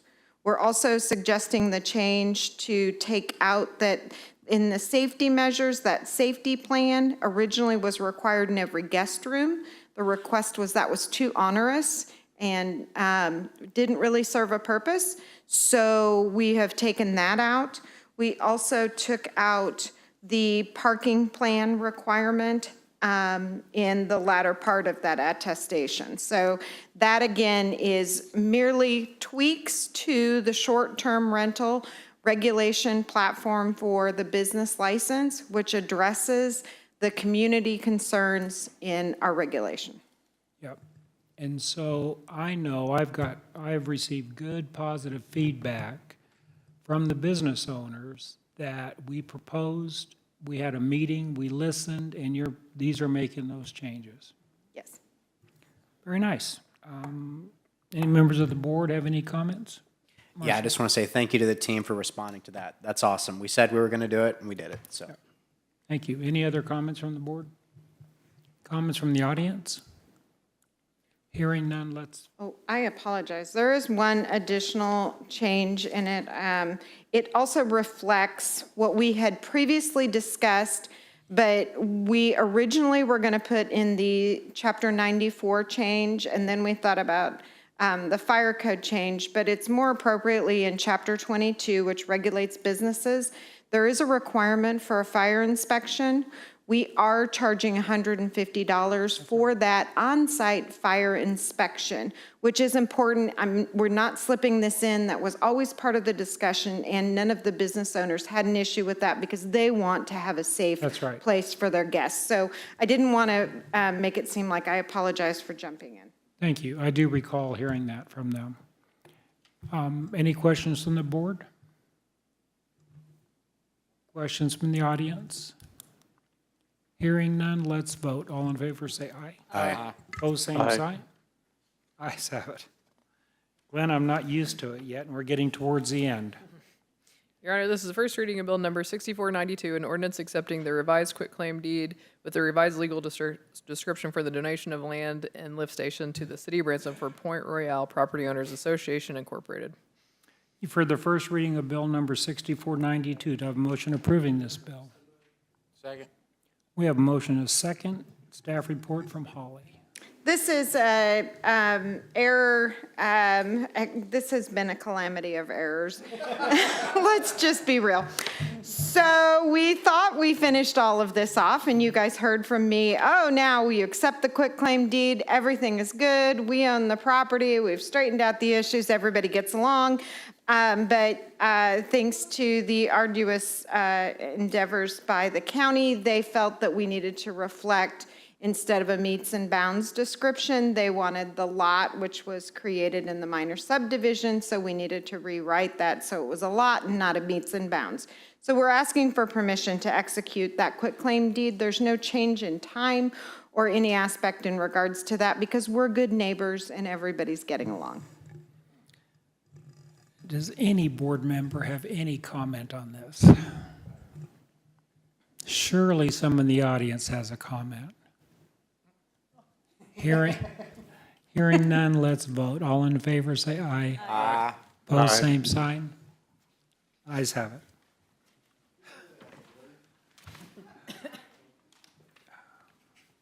We're in the report section of the meeting. Mr. Lucas, any words of wisdom? We have heard numerous times about what a great staff we have, and I agree with that wholeheartedly. I want to specifically throw out kudos to our assistant city administrator, who is already gone for the night. It was past his bedtime. But I was told when I first came on the board that if I had any issues out in the community, to contact Alex, and that was the way to get them addressed.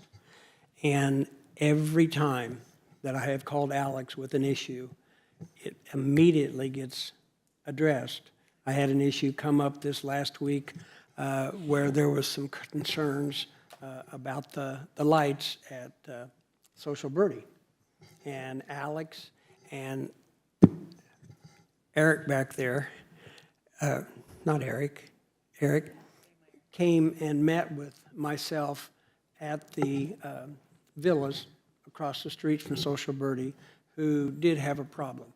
And I was so happy when I went by there last night and saw that all the lights had been turned down, that Trey had responded, wanted to be a good neighbor, and that Alex had gotten it addressed. And thank you, officer, and to Alex. That is so good to hear. Yeah. You know, instead of America's Got Talent, City of Branson's Got Talent. and yeah, but another city employee that I would like to say thank you to is Bob Smithers. He was with the veteran group 913. I'm sure he went with Alex Williams, who we have sitting in our audience, for the daytime event at Branson Meadows, but he also attended the Kids Save America and played the national anthem. And so that's the first time I've ever been able to hear him play his trumpet. So it was beautiful, and he just reaches out to the community, and that's greatly appreciated. I was going to make a comment regarding public comment. The city, this group has, approved the ordinance, and we did reach out for the community for the, we're not going to be shutting down the city and making people wear masks and doing that. But on the flip side, I don't believe in legislation that tells someone what to do. And say we're not going to impose restrictions on you. You can make up your mind to do your own thing. I appreciate the comments when someone comes in to make those comments, but for us to go out and put strict regulations and tell people what to do with their children, what not to do with their children, what to eat, what to get, what to not get, medication-wise, that is way out of our purview. And I just really trust that we have, adults that know how to make adult situations, do their own research, and move from there. And I wish that they would have stayed long enough to hear me say that, so. Thank you, Ruth. Clay? Are you planning on talking about the veterans event? Yes, but go ahead. No, I'll let you. I don't want to steal your thunder. I figured you were, so I'll pass. Go ahead. Is that okay? Marshall? What? Did you want me to? Oh, okay. Okay, I got two things, Mr. Mayor. First and foremost, our Branson Pirates are 4-0. How awesome is that? We're number 10 in the state. Last I checked, we're number 9. What are we now? Number 9 in the state now. Last time we were state ranked since my senior year. Of course, I was the filmer. I didn't have anything to do with that. But it's just, it's exciting, Mr. Mayor. It's exciting to have an awesome team. We're in a brand new conference. If we win that conference in the first year, it's going to be a testament to the future growth of our program, and just really excited about that. The second thing was on a different topic. I would like to send a happy trails to Jim Barber, who is stepping down as the executive director of the Branson Regional Arts Council. Boy, he took that over and just sent it into the stratosphere with what he's done with that place. They now have a lease to own the historic Owen Theater, of which I think it'd be cool maybe next year do a Jim Owen Historic Owen Theater Day, because I think he needs to be recognized in everything that venue's happened. So just where he's taken that venue is incredible, in that Arts Council. And congratulations to Mr. Luke Menard, who sings over there at Grand Country, on becoming the incoming executive director of the Branson Regional Arts Council. An outside-of-the-box hire who I think is just going to do an incredible job. So I'm so excited about what's going on with community theater in this town under the leadership of some great people. So Great. Thank you. Ralph? I'm going to talk about the veterans. No, I'm just kidding. Mr. Mayor, Board, I come to you tonight to update you on an event that happened over the weekend, the Downtown Fall Festival. Let me tell you, I went all 3 days. I made it a point to just walk around, even if it was for 45 minutes or 30 minutes or whatnot. And I talked to the vendors, and I talked to a few of the people that were just meandering around. They all love it. I specifically talked to vendors on the outlying, and very cordial. Everything was polite. Everything was great. No issues. I will say that each time I went down there, I don't know if I tracked parking spots. Some people don't have that luxury, but every time I went down there, a parking spot opened up for me, and I was able to park and go walk to the event. So I have no complaint about that. But I will say, the vendors were very happy with the turnout. They had a couple of suggestions, which I referred them to the DBBA to make those suggestions and things like that. But I did that on purpose simply because it's something that's going to be spoken about, I'm sure, coming up, surely before next spring. And I really just want to kind of take a moment and pause for, again, just the nostalgia and the tradition of things. And, as Marshall just mentioned something about Jim Owens and paying honor to him, back in 1964, Plum Nelly Days honored Jim Owens during Plum Nelly Days. And, maybe we could do it during Plum Nelly Days. But those things are important, and I think it was well attended. And, there were other events that had little craft shows around the veterans thing, but I'm not talking about. But they're all well attended. This weekend was jam-packed everywhere I went. In fact, I got a little bit kind of frustrated sometimes because I couldn't get to some places as quickly as I normally do. But I just want to say, that's our city at work. That's the business owners and the people that participate in events here being cooperative, doing their part, and really just, coming in. I talked to people from, I believe, at least five different states that came out and did vendor booths, and they're excited about coming back again. So just keep that in mind, food for thought. And I just thought it was well done. So Thank you, Ralph. Glenn? Yeah, thank you. Just one comment similar to what my wife Beth mentioned at the beginning. After our last council meeting, I went home and thought a little bit more about this ordinance that I guess we didn't create it, we kind of completed it on that evening, to fill out how you actually get a permit, I think was the issue, as Chief pointed out. But the more I thought about it, the more I have a real concern about the safety of those type of vehicles running around in Branson, and whether we've really done the right thing with that ordinance. And I particularly think about downtown. It's my ward. It's right there in my backyard. And so you can observe this fairly directly and think about it fairly directly. And I worry that all of these vehicles we're talking about, the ATVs, the golf carts, and so on, have almost nothing in the way of safety features other than maybe a seatbelt and brake lights and headlights, but no crumple zones, no airbags, just nothing that's going to protect the occupants of that vehicle in an accident. And I watch how people drive today in vehicles, and we know how bicyclists tend to be. I don't want to indict all bicyclists, but it's pretty rare you see a bicycle come to a full stop in front of a stop sign and then proceed after yielding to traffic. More often what you see is they glance both ways and just zip through if there's no immediate traffic. I worry that we could see that same kind of thing with these golf carts, ATVs, and other vehicles that we just provided a licensing mechanism for.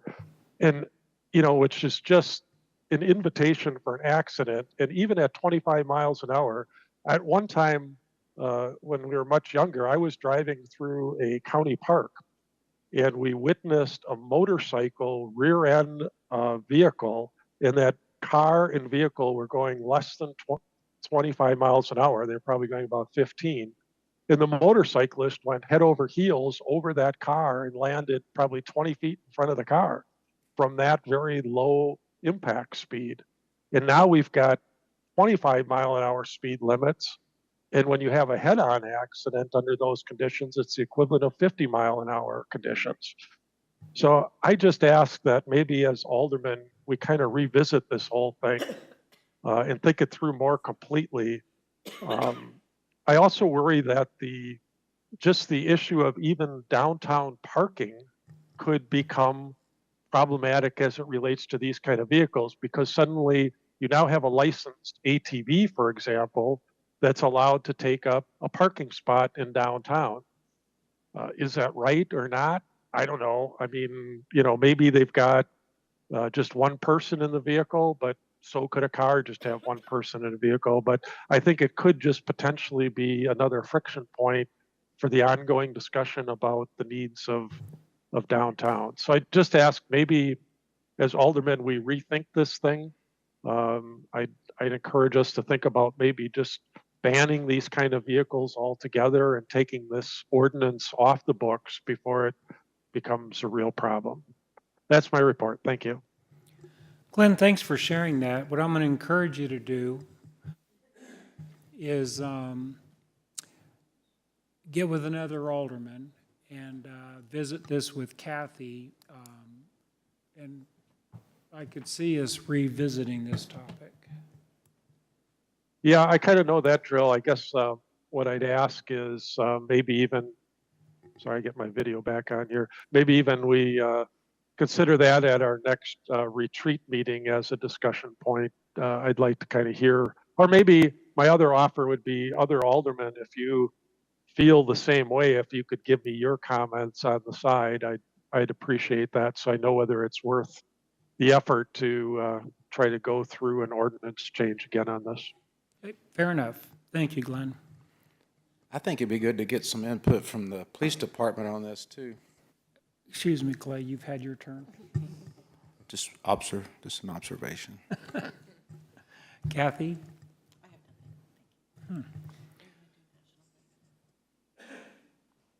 Yes, I have a couple things.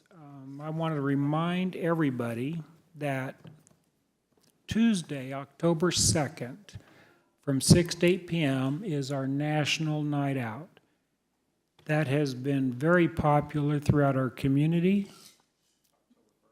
October 1st, Tuesday. Yep, thank you. What was that? You said the 2nd. October 1st, Tuesday. Did I say October 2nd? You said it right. Oh, brother. These are Kathy's glasses. There are 11 subdivisions that are holding National Night Out on Tuesday, October 1st. Iserman Park, Parkview Terrace, Branson Park Apartments, Taneycomo Heights Neighborhood, Rock Ridge Villas, Park Place Apartments, Lucia Ridge Neighborhood, Point Royale, Villas at Branson Hills, Branson North, and Gateway Branson Church. So I know these have been well attended in the past. Kathy and I attend, and that's a good time. Clay, I'm going to ask you to help me when I talk about the Pueblo. Well, you just told me I wasn't allowed to, but It's not what I said. When I say we, our community was honored last week to have 13 POWs from the U.S. Pueblo in Branson. Their ship was captured in North Korea, 1968, thank you. There were 80 servicemen on board. One lost his life in their capture.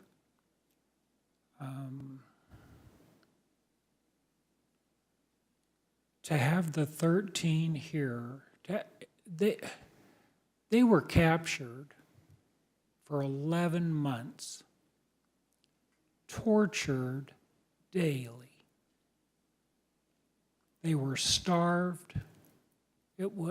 None of us could possibly imagine what they went through. My biggest honor to them is they held their head up high. There was so much pride, and they did and said what they had to come back home. And I know I was very appreciative that Clay Cooper offered up his theater. Kathy and Eric Schmidt were kind enough to give them a police escort from their hotel to downtown during the autumn days. They visited College of the Ozarks, and then they had their ceremony. They said to me this very similar message that I heard directly from the Blue Angels. They were so impressed with our community, genuine, authentic patriots. It blew their mind. They don't think they can make the quick turnaround to come back during this Veterans Week, but every one of them plan on coming for next year's. And I'll tell you, as a mayor, I could not have been more proud. Something I wasn't sure if I should say on stage at Clay's Theater is one of the POWs gave the bird to the North Koreans, and they did not know what that meant. So they asked the POW what that meant, and he came up with some BS story. They bought into it, and all of the POWs started, "This I know I'm being recorded, so I'm hesitant of doing any more gestures that they did, because I saw photographs of them. But it was pretty cool. They got the approval from the North Koreans, and then it just took off. So as they were being interviewed, it's pretty cool. Clay, anything you want to share about? No, I did.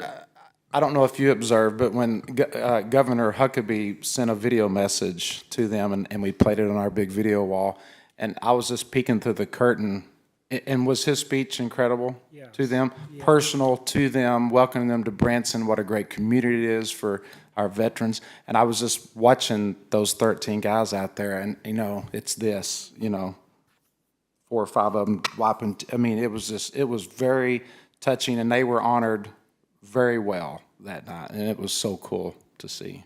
So, yeah, that was awesome. Yep. Clay and I and Ruth,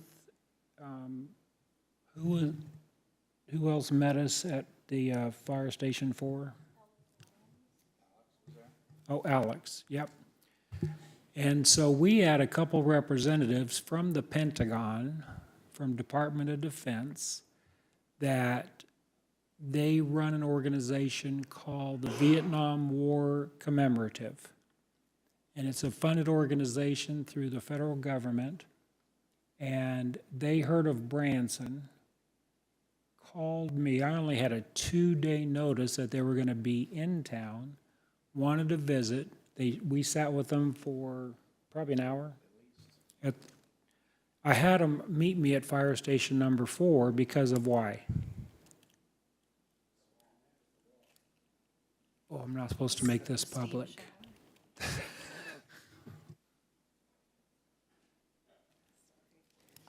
Between us girls, the Vietnam Wall that the city acquired last year has been erected at Fire Station 4. It is so impressive. You can imagine standing on the street looking at our fire station, that big grass area in the front, it goes from one end to the other. It's so impressive. So I was going to meet him at City Hall, shifted him out there. Between Kathy, Eric, Ted Martin, a lot of our police officers, in a day's notice, went and got our Vietnam Wall. It was in storage, and spent several hours, many hours, erecting that for the sole purpose of, I asked them to because we were meeting these Vietnam War commemorative gentlemen. They were going to be partners here real soon. There'll be much more information coming out.